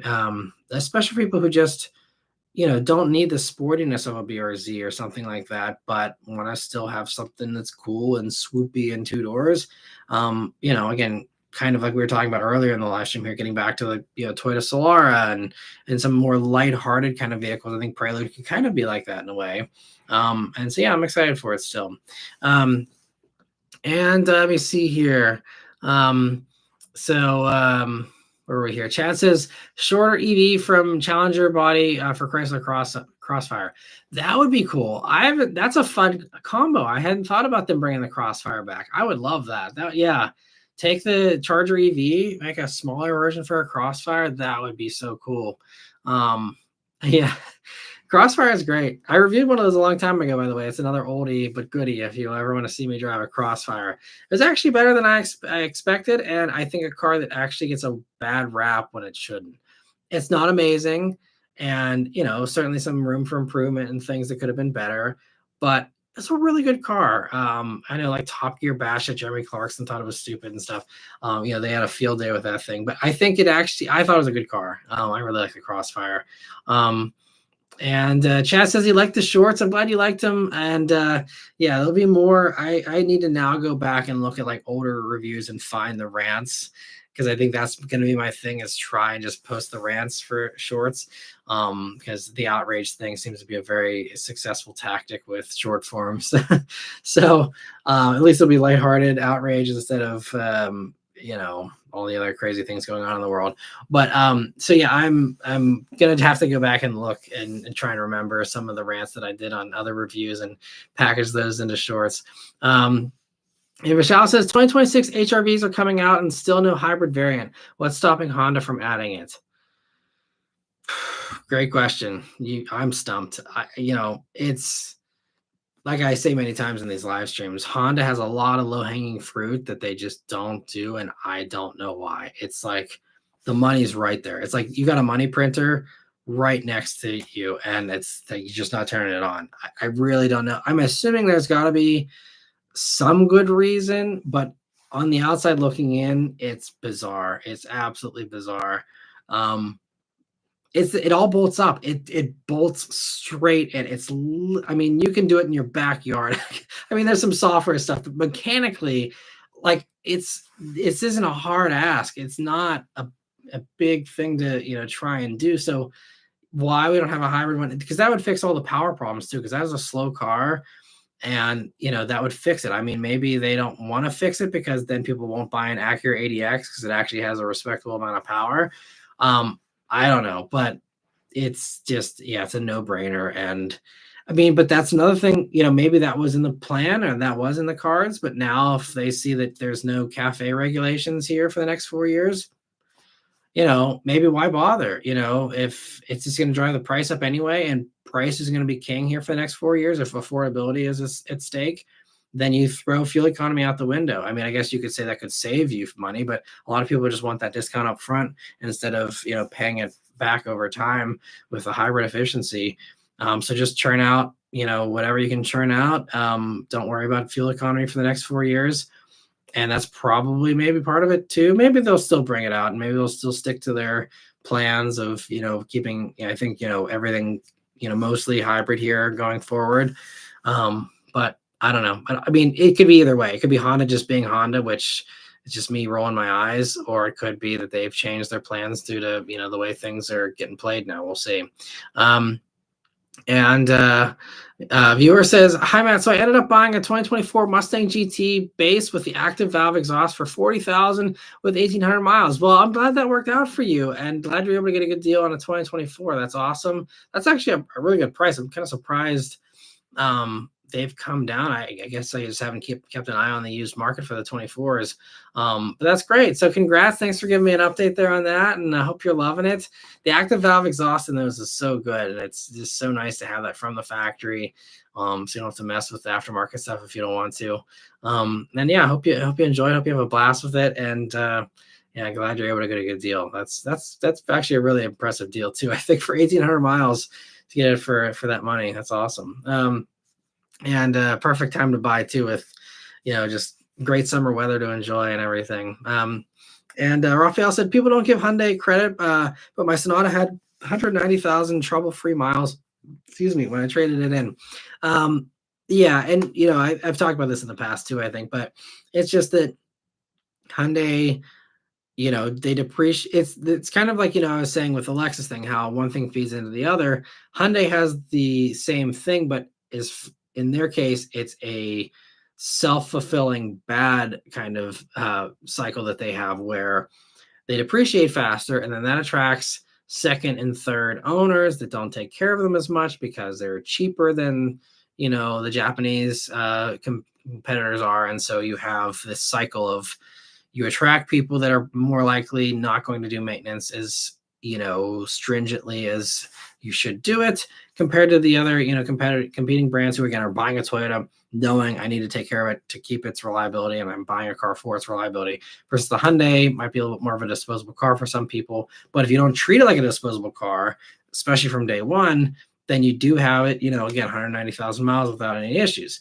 So that's it's just tough. I really feel for Hyundai, because trying to change that, trying to stop the fast depreciation is hard, and also trying to, make a car that's reliable enough to withstand the abuse of people who aren't going to do maintenance, super well is tough too. So it's kind of a tricky, catch-22 for them, and I don't know how they fight their way out of it. I mean, I think this distinctive styling certainly helps. They're really bringing in, I think, new buyers, and their conquest rates are super good because they're really doing cool stuff with styling, with the stuff they're offering, and just doing things that other companies aren't willing to do. For example, I mean, Sonata N-Line is a prime example, 300 horsepower in that segment. Camry doesn't do it anymore because they're all hybrid. I think we will. I'm guessing the GR Sport thing we saw with RAV4, I would be willing to bet a decent amount of money that we're going to see that for Camry. I don't know if that's for 2026 or beyond. I don't know anything personally. I'm just going off a hunch that, seeing how there's some mirroring, I think, going on a little bit there, I would be willing to bet we'll eventually see a plug-in hybrid Camry with that GR Sport kind of thing going. Maybe they'll do a GR Sport in a different way, but I think we will someday see a faster Camry. But for now, Accord gave up on the fast thing. Toyota gave up on it for the meantime.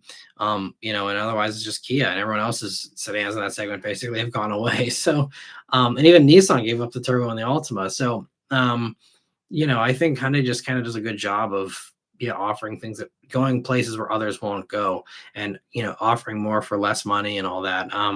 So hopefully that does attract people who do value them more and want to care for them better over the long haul. And Antonio says, "Hey Matt, have you ever do you ever go to Jersey Mike's? I believe that's the sub shop, right? I've been there a couple of times. Apologies if you like Jersey Mike's, but it was one of the worst sandwiches I've ever had.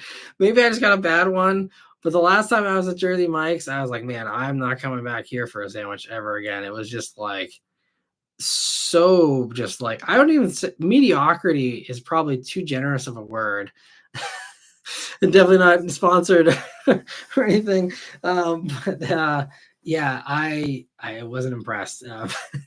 But Antonio says brother-in-law had a 2022 Silverado and he had so many issues they deemed it a lemon, and he got his money back and now has a Accord 2.0 T, no issues. Well, I'm glad he's having good luck with the Accord, and that's crazy about the Silverado. That's wild. But I'm glad that's what the lemon logs, that's what those laws exist for, and happy that he was able to get that sorted out. And B Mitchell says Broncos are built at a Wayne Assembly in Metro Detroit. Okay, so they're both in Michigan then. So thanks for the info, B Mitchell. And let me see. So Chaz says, will Wrangler ever become more civilized? I honestly love rock cars, but there's a Jeep thing that everyone looks over. So I think Wrangler's always going to stay less civilized. I mean, you see the baby steps. We saw this with JL compared to JK, where you had, a nice improvement. I certainly think JL is the best driving one ever. It's got the most tech, obviously. It's a little more comfy. I actually appreciate that they finally put side curtain airbags in them. So they're slowly, civilizing them, I suppose you could say. But I think the appeal is to not be too civilized, though. And I think if you make it too soft, then you just end up with a Renegade, and then it just, it ends up not being appealing for people. So I think it's one of those cars, and this is, it's kind of the same thing as like 4Runner, especially for the last generation, of like the roughness and the unrefined nature is actually a selling point for people. And so you're in the best position ever as far as companies goes, because you can like literally do nothing, and that makes people happy. The fact that you didn't change things, the fact that you didn't try and improve it, you just left it the way it was. So many people just want that so badly, and if you're willing to offer that, like Jeep is, and again, like 4Runner was for a long time, you're golden. It's just easy money because all those parts are paid off. You're just reeling in the profits at that point. And it's great. So I'm honestly surprised that like Toyota didn't try and keep the old 4Runner around as like 4Runner Classic or something, because like they still sold really well right up to the end here. We'll see how the new ones do. It's kind of a funny phenomenon when you kind of get into that sweet spot there. And let me see. So Ben says, hey Matt, do you think that new vehicles are increasingly a luxury item, as in they're increasingly only affordable to the wealthy? Absolutely. And it's also unfortunate because like new cars have the best interest rates, and so it's kind of this thing where the whole system is, in a way kind of stacked against buyers if you aren't in that position. That like not only are you only able to afford a used car, but you're also paying more in interest rates and making that affordability even worse and setting you back even more than you would if you'd be able to have a little more buying power with, a lower interest rate. And so, that's what we're going to see a lot of. And I think, COVID kind of taught a lot of car companies how to do this with, Mercedes is one of the big ones where they had this aha moment of like, why are we bothering with all this entry-level cheap stuff when we can just churn out a few more BS Maybachs with special paint jobs and nicer seats and make way more profit than we do selling 100 CLAs or whatever the case is, So like, I think, we're seeing there's been an enormous growth in wealth of the wealthy, and that, wealth gap getting really bigger and bigger really quickly, faster than, I think ever before. But, we're seeing way more billionaires. We're seeing way more millionaires. And so, this is why, and people get burned out with car reviews for all these 6-figure cars, but it's like, they know that's, if they have a good profit margin on that stuff, even if they only sell, a few of them, it doesn't matter, because they know that there's way more people out there with that kind of money these days, and they can do less volume and make potentially more money. And obviously that's not great for the public as a whole, and it's not, but it's the best for business. If you can convince people to pay $500,000 for a special S-Class, because they feel special telling their buddies they spent $500,000 on an S-Class, then you then why wouldn't you do that? From a capitalism kind of standpoint, if you're not worried about anything but your profits, yeah, just keep churning out, collector BS that, this new special edition, this and that, and all that kind of crap. That's the way to profits. And so you're going to see more and more companies turn away from the affordability stuff. And we see this already with just, look at how many, there's one car available under $20,000 new. There's, there's only one compact crossover that starts under 30,000, the Chevy Equinox, and it's 29,995. Everything, a base RAV4 is over $30,000. Everything is pushed up. And we see even like some companies do this by choice. Honda for a while there got rid of the base trims, and Subaru has gotten rid of the base trims. That's the thing with WRX. There used to be the base WRX. Now premium is the base, which makes no sense. It's literally called premium. What does premium mean if it's the base version? And but lots of car companies are doing this. And so if you're getting rid of all your lower trims, that's a clear play that you are just going for wealthier buyers and you don't care about the affordability anymore. If you have the base trims and you're just getting rid of them, and so it's, yeah, absolutely. Cars will continue to be more and more of a luxury. And, I think the powers that be kind of want it to be that way. And so it's, and we're also working on all these robo taxis and all this stuff. And I think that you will start to see, just the same way we see all these giant conglomerates, these, these huge hedge funds buying all these houses and then renting them to people instead of buying them. They don't want you to build equity. They don't want you to be able to, have these nice things. They want you to be a renter, pay some landlord for the rest of your life. They want you to, make those things out of reach. And this is why the housing market's been so goofy, because you were bidding against BlackRock and all these other crazy, sketchy, giant, companies. And so you're bidding against a multi-trillion-dollar conglomerate. Like, you're always going to lose that bidding war when you're buying a house. And, but there's, whole neighborhoods getting bought up by some of these giant companies. And so, they're showing their cards. If you're paying attention, you're following this stuff. Like, so that's how the housing market's going. And it's the same thing of like car stuff, let's try and sell people by the ride because they know they can make more money that way. And it just furthers this wealth gap. And something's going to give at some point. There will be some type of, drawing lines in the sand where people finally get fed up with just, this feudalist kind of setup. Anyway, I'm getting into the weeds here, but it's absolutely, yeah, that's cars will continue to get less and less affordable for people. And that doesn't bode well for the kind of stuff I do either. This is why I'm going into doing more used cars, and it's going to be my passion. Is I'm going to fight like hell to, keep the relevancy of the used stuff and try to, meet people where they are, because new cars are just getting less and less affordable. And I've said no to stuff like, I love Cadillac. They're very nice to me. I love working with them, but like they wanted to send me an Escalade IQ, and I'm like, I'm not doing it. Like it's $130,000 or whatever. I'm sick of it. Like it's fun to ride around in, and I make exceptions like the Aston Martin Vantage and stuff. So I'm a hypocrite, I suppose. But yeah, I really try and limit how much of that high-end stuff I do, because I truly, I'm doing this to help people find a car they love. And sure, helping billionaires find a car they love is fun too, but I have a passion for the people and helping people, regular people, find a car and make their own life of trying to climb the ladder and run the hamster wheel a little bit more enjoyable on their commute to work and stuff. And I'm not here to show off billionaire toys. Other people make great money doing that, and more power to them, but it's something that I just get more and more of a bad taste in my mouth as time goes on, just because seeing this wealth gap get bigger and bigger just is not something I enjoy. So yeah, sorry, long-winded rant once again, but absolutely, cars will continue to be more and more of a luxury item. B. Mitchell says Crossfires do well in the collector car market, even the coupes. Interesting. I didn't know that they had rebounded. That's cool.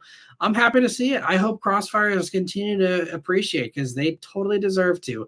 All that like concept car kind of cool looking stuff in like the 2000s, even slightly into the 2010s, but the 2000s was maybe I'm just again a nostalgic person, but like the Thunderbirds, the Crossfires, the Solstices, the Saturn Skies, all these cool things that it just took some guts and some leaps of faith. Maybe they didn't work out, but it was, I think, a time also when Crossfire, I don't think was ever going to be a giant profit margin vehicle for them, but they did it. I mean, the Solstice especially, and all those types of things. I mean, we're talking about cheap sports cars. There's probably no money in it, but they did it, and again, that's something that most companies aren't doing anymore. Because why bother? Again, do a new special edition of the F-150 and make $1 zillion, and it just, so that kind of, I guess that's part of why I love that era, is that was like one of the last eras of like affordable sport compacts from all the Japanese brands, these fun, funky cars and sports cars and Plymouth Prowlers, and just all these off the wall things that, we're never going to be huge commercial hits, but just were fun. There's no reason to do a Plymouth Prowler, no good reason whatsoever, but they did it, and I just, yeah, I'm just nostalgic for that time period and that kind of mentality that we don't see anymore. And Lancelot says, make a short on Rivian not having CarPlay. That would be a good one, because I think I did rant a good bit about that. Thanks for reminding me about Rivian. I did have some gripes about Rivian, and I did rant a good bit in that review because they had the same key card issue, and man, that pissed me off. So that's it. Thank you for reminding me of the Rivian. That is definitely going to be one I'm going to do a couple of shorts on. The person that runs Rivian PR, very nice person, but that's one thing with these shorts of publicizing my rants even more. Maybe, some of that stuff might have gotten buried. People didn't actually notice that. But I think, car companies might not love it, but I think it'll be a good way to kind of hopefully show people the other side of me. Maybe people who think I'm super positive in my reviews and stuff. It'll be a good way to kind of show them, hey, look, I've been ranting for years about cars and not pulling punches. Here's some examples, and have some fun with it. But yeah, thanks for reminding me about that. And Raphael says, honest question, Mach 1 or new Mustang? New has full warranty, but the Mach 1 is excellent and the same or less money. I mean, I guess it comes down to, it sounds like, used prices are softening based on, what viewer was able to get there with his. If, the 24 is comparable to Mach 1, I think the thing is the Mach 1 has performance pack level 1 on it. So if you can get a performance pack level 1 new Mustang for similar or close money, great. As far as full warranty, Mustang is one of the few cars personally where I feel comfortable not having a warranty on it. Primarily because, again, like the one big issue is the AC in the pre-2018s, but 2018 and beyond, Mach 1 wasn't until 2021. Those have none of those AC issues. The Coyote V8 is pretty solid. The MT82, or that is the Tremec actually, the Mach 1, so no worries there either. So I mean, solid transmission, solid engine. It's a car that had been on the market at that point for 6 years, when by the time the Mach 1 came around. Not a whole lot of unknowns and pretty solid. So personally, again, honestly, just for the Tremec, I'd go Mach 1. Because it is so good. And I was really impressed. I mean, you can see, again, I did a review on a Mach 1. I was very impressed. Like, man, I wish I had this transmission in my Bullet. It was really nice. So yeah, I go Mach 1. New Mustang is great too. Again, it has a lot of nice stuff in it, little improvements, but I think I'm also just nostalgic. I still love the styling and the interior on the Mach 1 better than the new Mustang. So I go Mach 1, but both are, I'm sure, great choices. Chad says Lincoln LS V8 revival as well. Ford could do a lot if they're keeping the V8. Yeah, they could do a bunch of stuff. There's so many, again, low-hanging fruit that just they refuse to do. Ford, GM, Honda, there's several companies out there that have just, I mean, Subaru, I've talked about all that in the past. Baja is literally a sawzall away, from just hacking up an Outback, slapping a badge on and shipping it out the door. Like, it seriously could be that easy, and they just still don't bother with it. But anyway, so there's a lot of those things. But Lincoln, yeah, LS revival would be really cool. When you're talking about sedans, it is always a little more of an uphill battle. I mean, they tried with Continental. I think Continental was actually a pretty good effort. Some people say the back seat and the trunk should have been bigger to be a better commercial success, and maybe they're right. But I think Continental kind of showed when they pulled all the stops out and really tried to give it their all. It still kind of flopped, unfortunately. I love Continental, and that's a car that deserves to do better. And by the way, if you want a comfy cruiser daily driver, Continental is great because those Ford powertrains are pretty solid at this point. And it's so nice. It's so comfortable. I never actually reviewed one. I did a quick drive video on one, but I've ridden them a bunch, for just being driven on these events and stuff. Whenever I get picked up from the airport, sometimes they have a limo service kind of thing that picks you up, and sometimes they're in Continentals, and I always love riding a Continental. They're so nice. And let me see. Antonio says, should the new 2025 Camry XSE trim be offered with all-wheel drive and the B58? That would be fun. That would be a fun combo to have X-Drive, all-wheel drive, especially in the B58. Yeah, I doubt we'll see any more BMW Toyota collaborations, but it'd be fun if we did. That'd be wild. And Michelle says, car brand experiences vary. People often talk smack on Volkswagen reliability, but my family has had great luck with them. It's a mixed bag. Absolutely. That is often the case. I mean, I've even heard horror stories about Toyotas and, people would have bad luck with it. I mean, it is absolutely, there are certainly, I think, some stereotypes that fit, and there's some themes, where I still think that, if you are after absolute best reliability, I tell you to get a Toyota or a Honda. But there are others that, could certainly be great, again, especially if you're doing the maintenance very well, or it's a car that has shown that it can go the distance. There are certainly others that aren't Toyotas or Hondas. But, so I think there are still some where you're in a safer bet, generally speaking. But a lot of times, some people do have really good luck, and that's great too. And General Chicken says, hey, Matt, been hearing some interesting discussion over the upcoming Subaru Sport Wagon thing. I think it'll be announced in October. Do you have any inside info as far as what exactly it'll be? This is my first time hearing about that. Sport Wagon. So you're not talking about the Trail Seeker, right? Because that's the electric thing that's already out.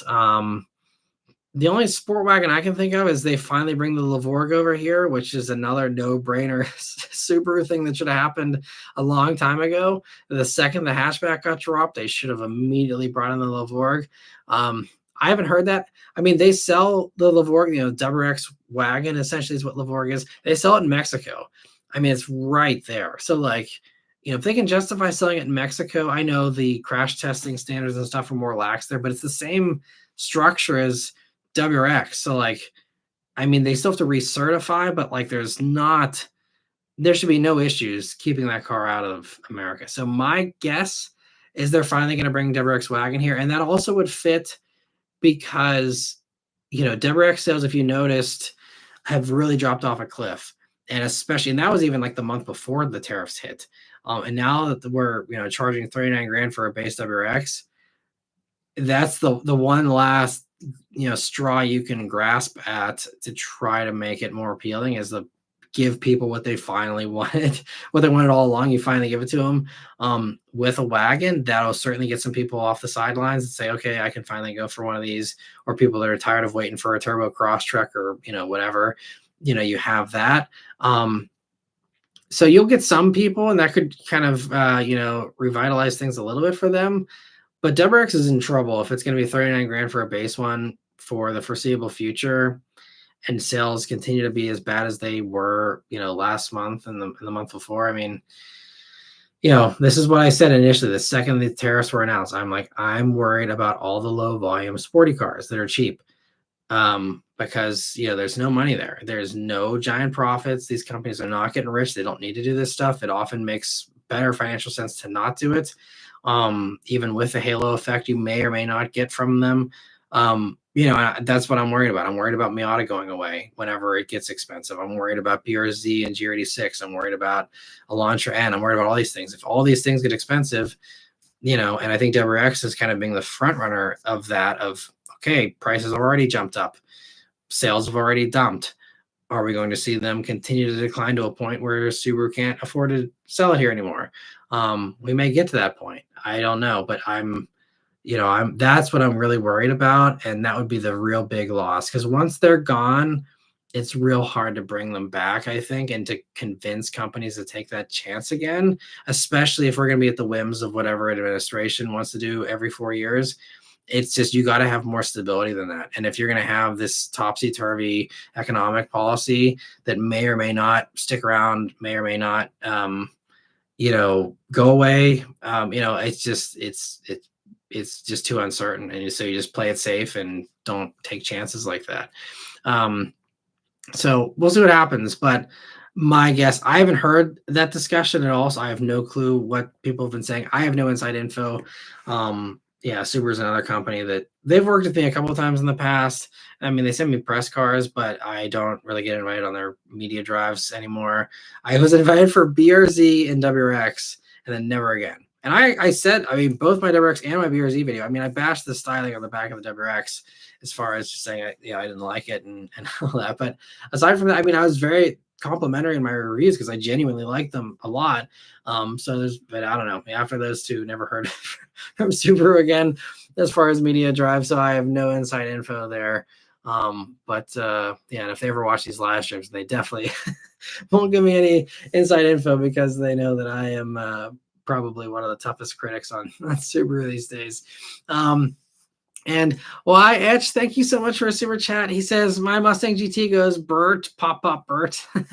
Yeah, I miss those good Coyote V8 sounds, that's for sure. There's a 5-liter S550 that did a flyby past me today, and I was like, man, still sounds so good. Especially the Bullet. I don't know, maybe it's just me, but that active exhaust on those Coyote motors, oh, it sounds so good still, man. It's forever burned in my brain, thankfully, but I miss it. And Stress Edge, thanks so much for being a member for 7 months now. He says, hey, Matt, test drove an 08 Evo 10 with Recaros and a 21 Forte GT for fun/potential future project car. Evo was fun, but the outdated tech turned me off. Gotcha. That makes sense. I mean, I'm not sure what kind of tech was in the Evo that you drove. The nice thing with Evo 10 is, I believe, maybe I'm misremembering, I'm pretty sure there's a double din head unit in it, right? So you could just pull out the old one, kind of old school style, and just pop in a 7-inch screen or so with CarPlay and all that if you want to have modern infotainment. I thought maybe Evo 10 had the integrated thing in the dash. I can't remember. At some point, Evos did have double din. I mean, Evo 8 even had a single din, I believe, but they went to the double din. Maybe it was for Evo 9 or Evo 10. I don't know. Sorry, I'm a little foggy on that. It's been a while since I've been in an Evo. But that's always an option if you can try and do an aftermarket retrofit. That's what a lot of people do to keep these vehicles feeling a little bit fresher. But if that's not something you're interested in or not able to do, Forte GT is a really solid little value too. I'm not sure what they go for these days, but I mean, I reviewed one when they were new. Great little car. Yeah, I think they actually always look better than the Elantra too with the Forte. They're really cool. Great. I mean, it's got like heated and cooled seats in that segment and everything. A lot of car for the money. So probably would be a good one there. The only thing is that dual clutch cannot really take too out of mods from what I've heard. And the manuals are very rare. And they also were decontented, sadly. So you couldn't get the loaded up stuff like you could in the dual clutch. So I don't know how much potential there is for that one for a project car. Obviously Evo, the sky's the limit as far as that one goes. I love Forte GT though, right out of the box. I think it's great. And let me see here. So where were we? Steven says, is there a vehicle you are willing to drop everything to do whatever it takes to review? Honestly,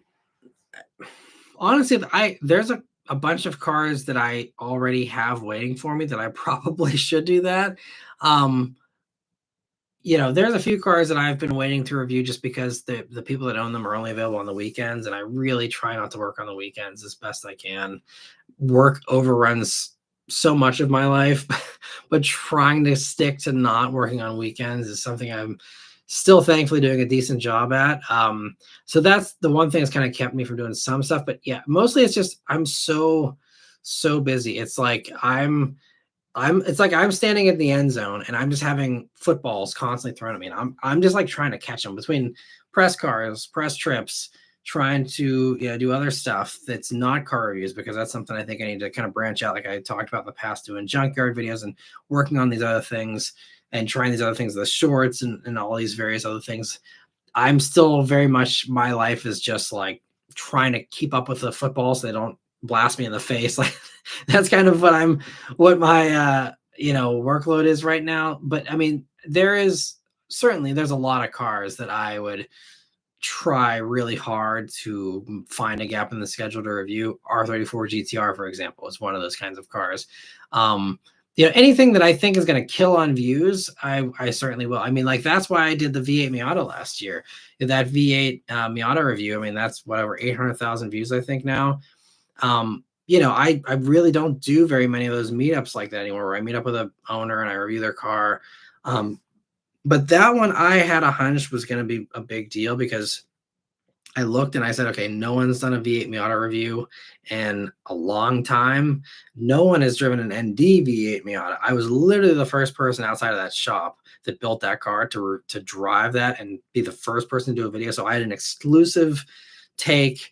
First in a while, there was a drought of content for V8 Miata out there on YouTube. And it's just a really cool car that I knew a lot of people would my subscribers, you guys would just enjoy beyond all those other things. So I knew it was kind of like a perfect stars aligning kind of thing, where like that was like, all right, I'll move heaven and earth for that one. And I did. I screwed up my schedule. I said, all right. And I went out to Hershey to meet the guy. I was 3.5 hours away. So it was a whole day, for that. But I mean, that video is, absolutely it's the biggest hit I've had this decade. So there are those types of things. So for me, more so it comes down to not just even the car these days, but from a business standpoint, it's like how much competition is out there. Cause I can't compete with the big channels anymore. And so trying to do something where there isn't competition is honestly even more valuable than the car being super sick. Because there's some really sweet cars that I review and they just go nowhere. And it's just because there's too many videos on them out there, or, there's just, again, an embargo drop and everyone's just posting them at the same time or whatever. But yeah, any of the JDM legends, are probably ones I'd, try and move heaven and earth to do. Yeah, there's a lot of other ones, where I have, gone to great lengths to review them in the past. Like the DeLorean, the Back to the Future DeLorean clone I did, that was one where I really worked hard and really tried to make that the best I could.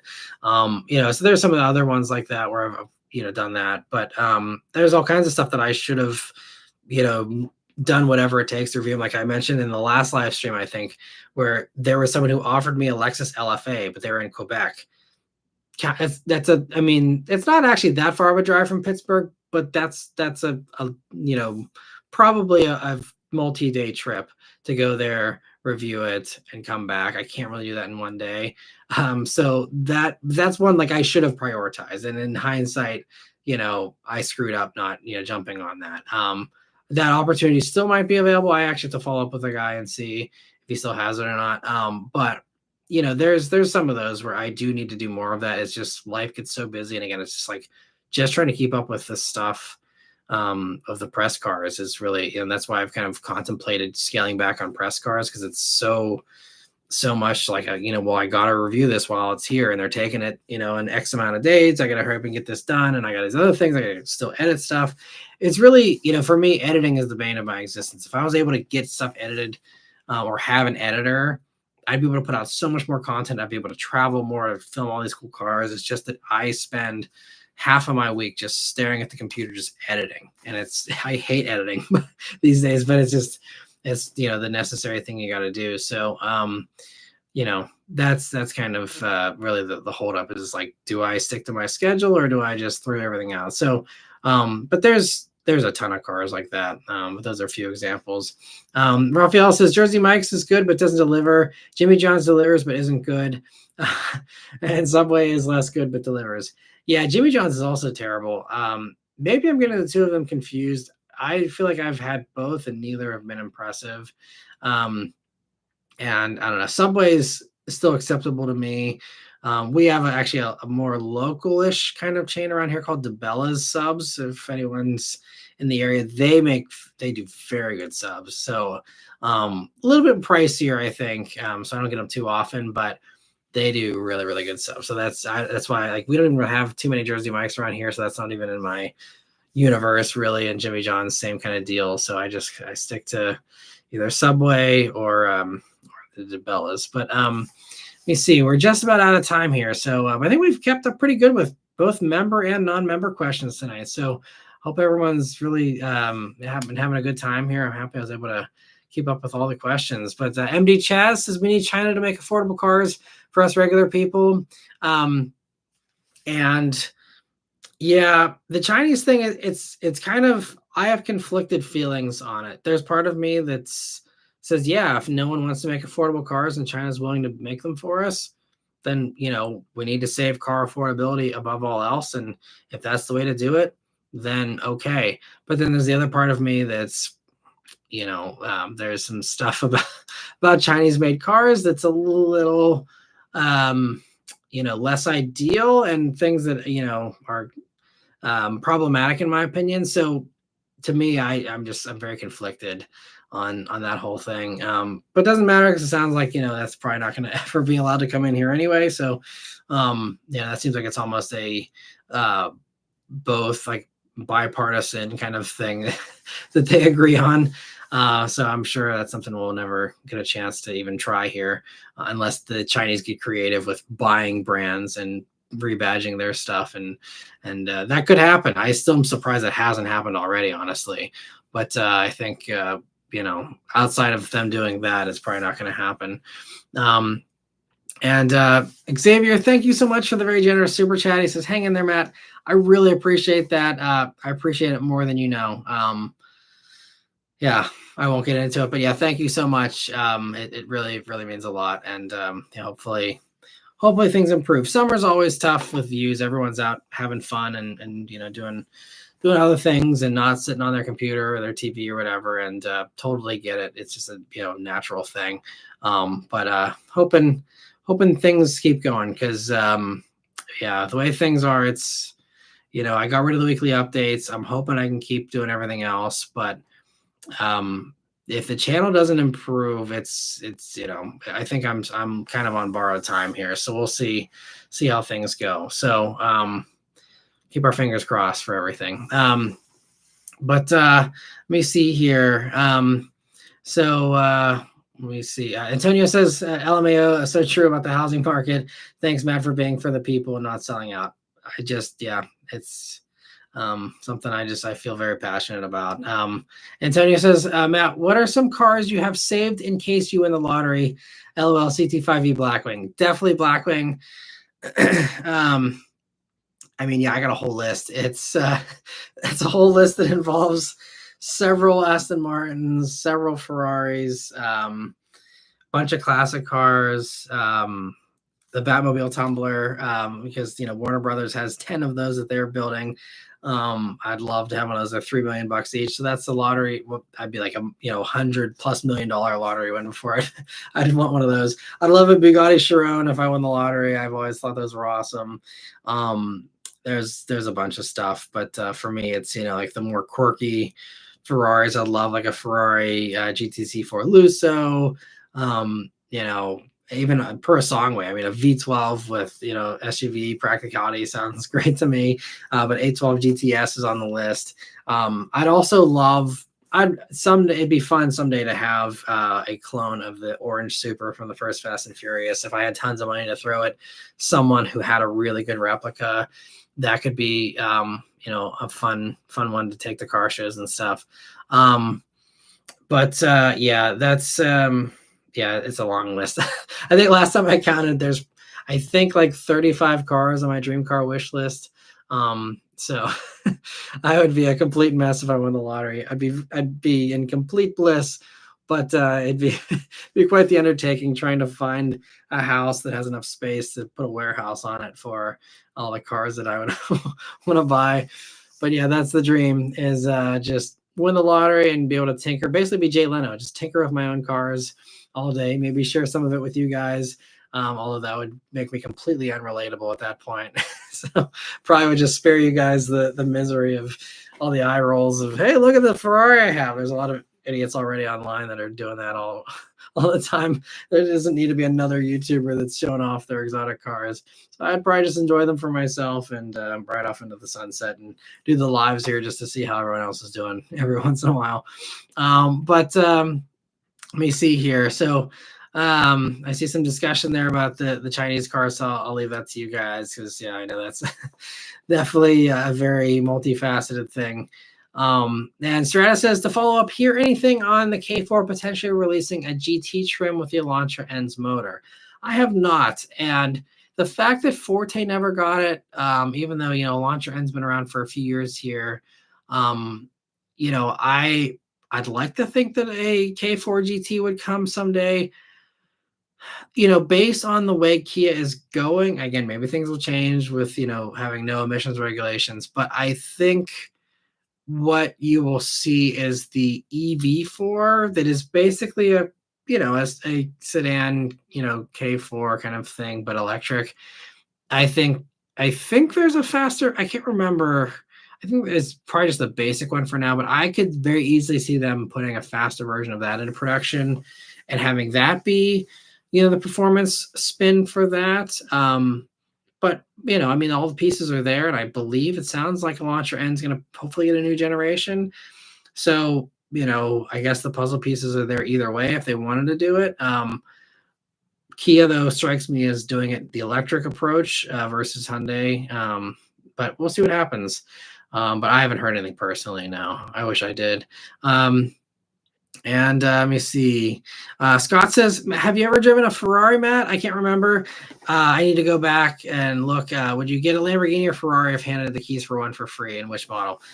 So yeah, I kind of already mentioned that a little bit here, but I have driven a Ferrari. I did a 458 Spider a couple of years ago. That was another one of those cars where I kind of moved heaven and earth to make that happen. That one, it's done okay, but that one wasn't really worth, probably prioritizing it aside from my own enjoyment of that, because I always wanted to drive one and I finally have.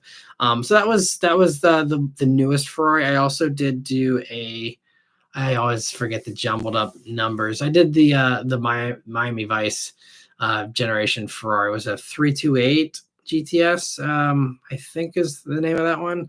I did one of those a long time ago. So if you just search, Ferrari, Maran Motoring, or whatever, they should come up hopefully for you there. But as far as if someone handed me the keys to one for free, which model? I mean, if I could pick anything, I guess I'd probably go for the most expensive thing and then maybe sell it and get multiple others. But if I just could have like one sweet car and I only had like one garage space for it and I had no option to sell and buy others or anything like that, just like one car to keep for free, it'd be a Ferrari 812 GTS, because you have the retractable hardtops, you have the hardtop stuff when you want it, you have the convertible with that awesome V12, which personally I like Ferrari's V12 sound better than Lamborghini's, especially factory versus factory exhaust.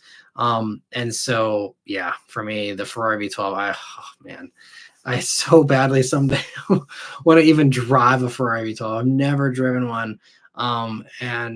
Just such a glorious motor, because I think the newest one redlines like 9,500 RPM or something like that for a screaming naturally aspirated V12.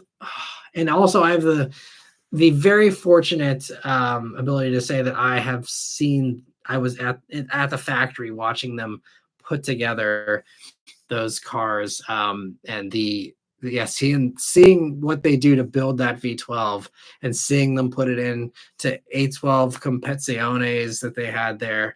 And also the GTSs. I saw them build GTSs at the factory and Competiciones, and that alone also kind of like sweetens the deal, because I've seen what goes into it in person, and so that would be the one for me for sure.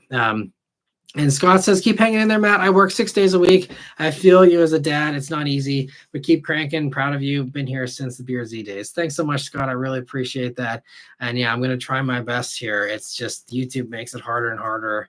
And it's just, it's tough. I'm doing the same work and I'm getting paid 30 to 40% less ever since the tariffs went into effect, pretty much.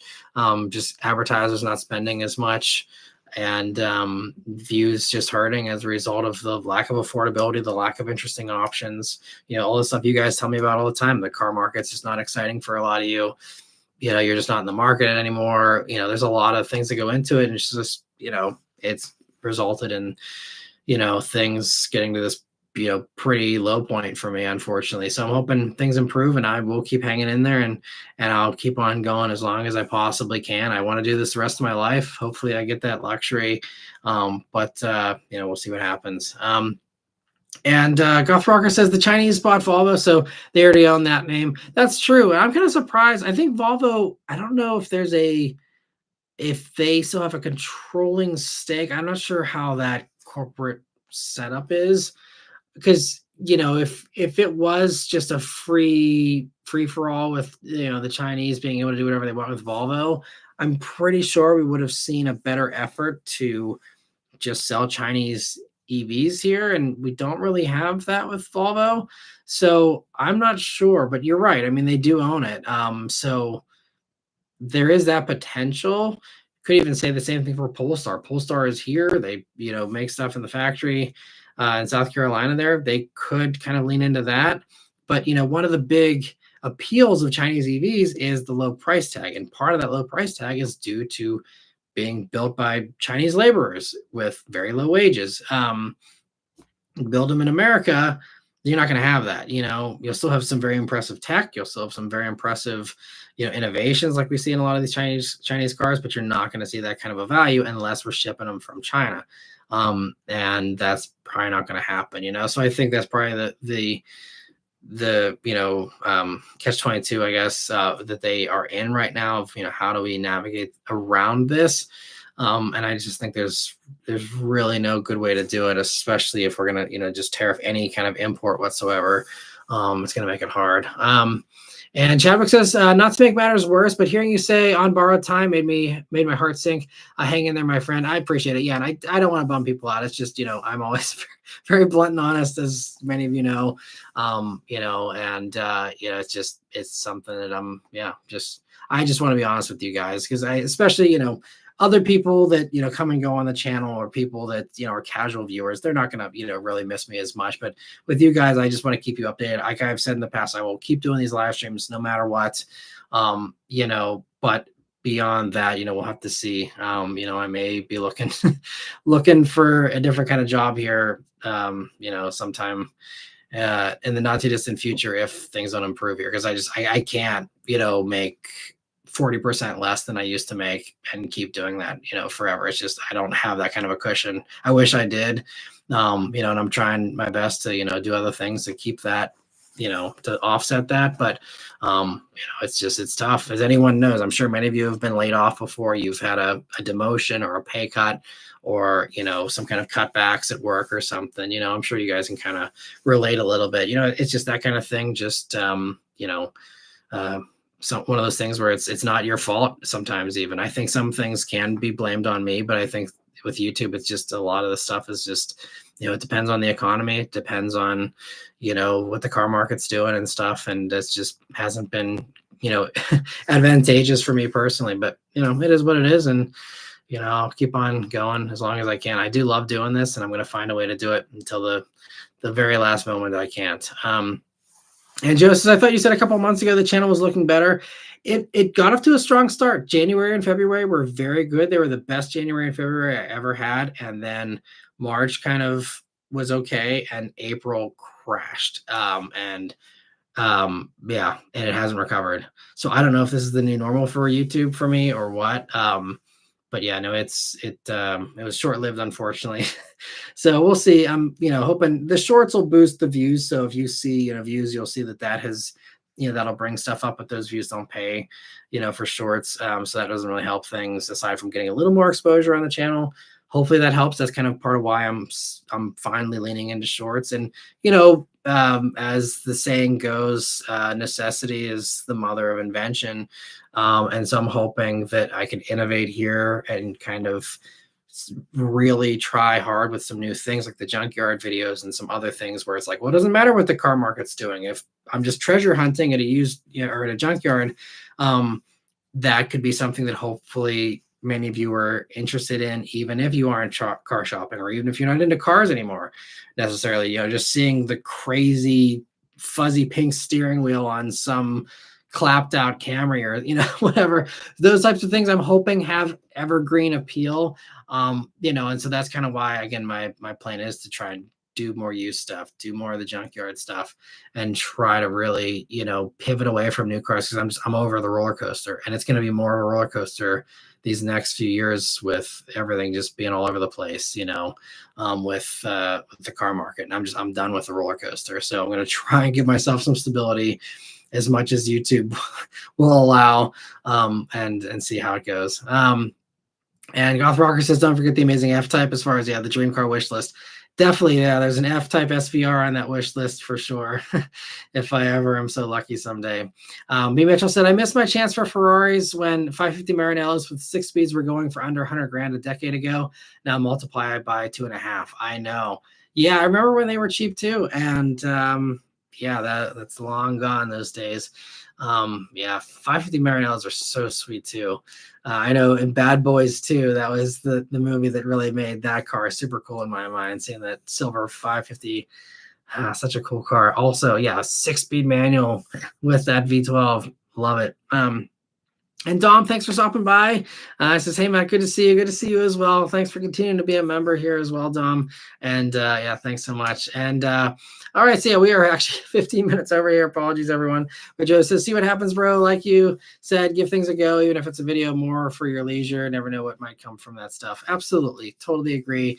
And we'll see how it goes. So anyway, thank you all so much for all the love here tonight, and for all the super chats, all the members, and for everyone having a great conversation here tonight. Hope you enjoyed it. I will continue to be doing the Wednesday ones, because that seems like people really enjoy that.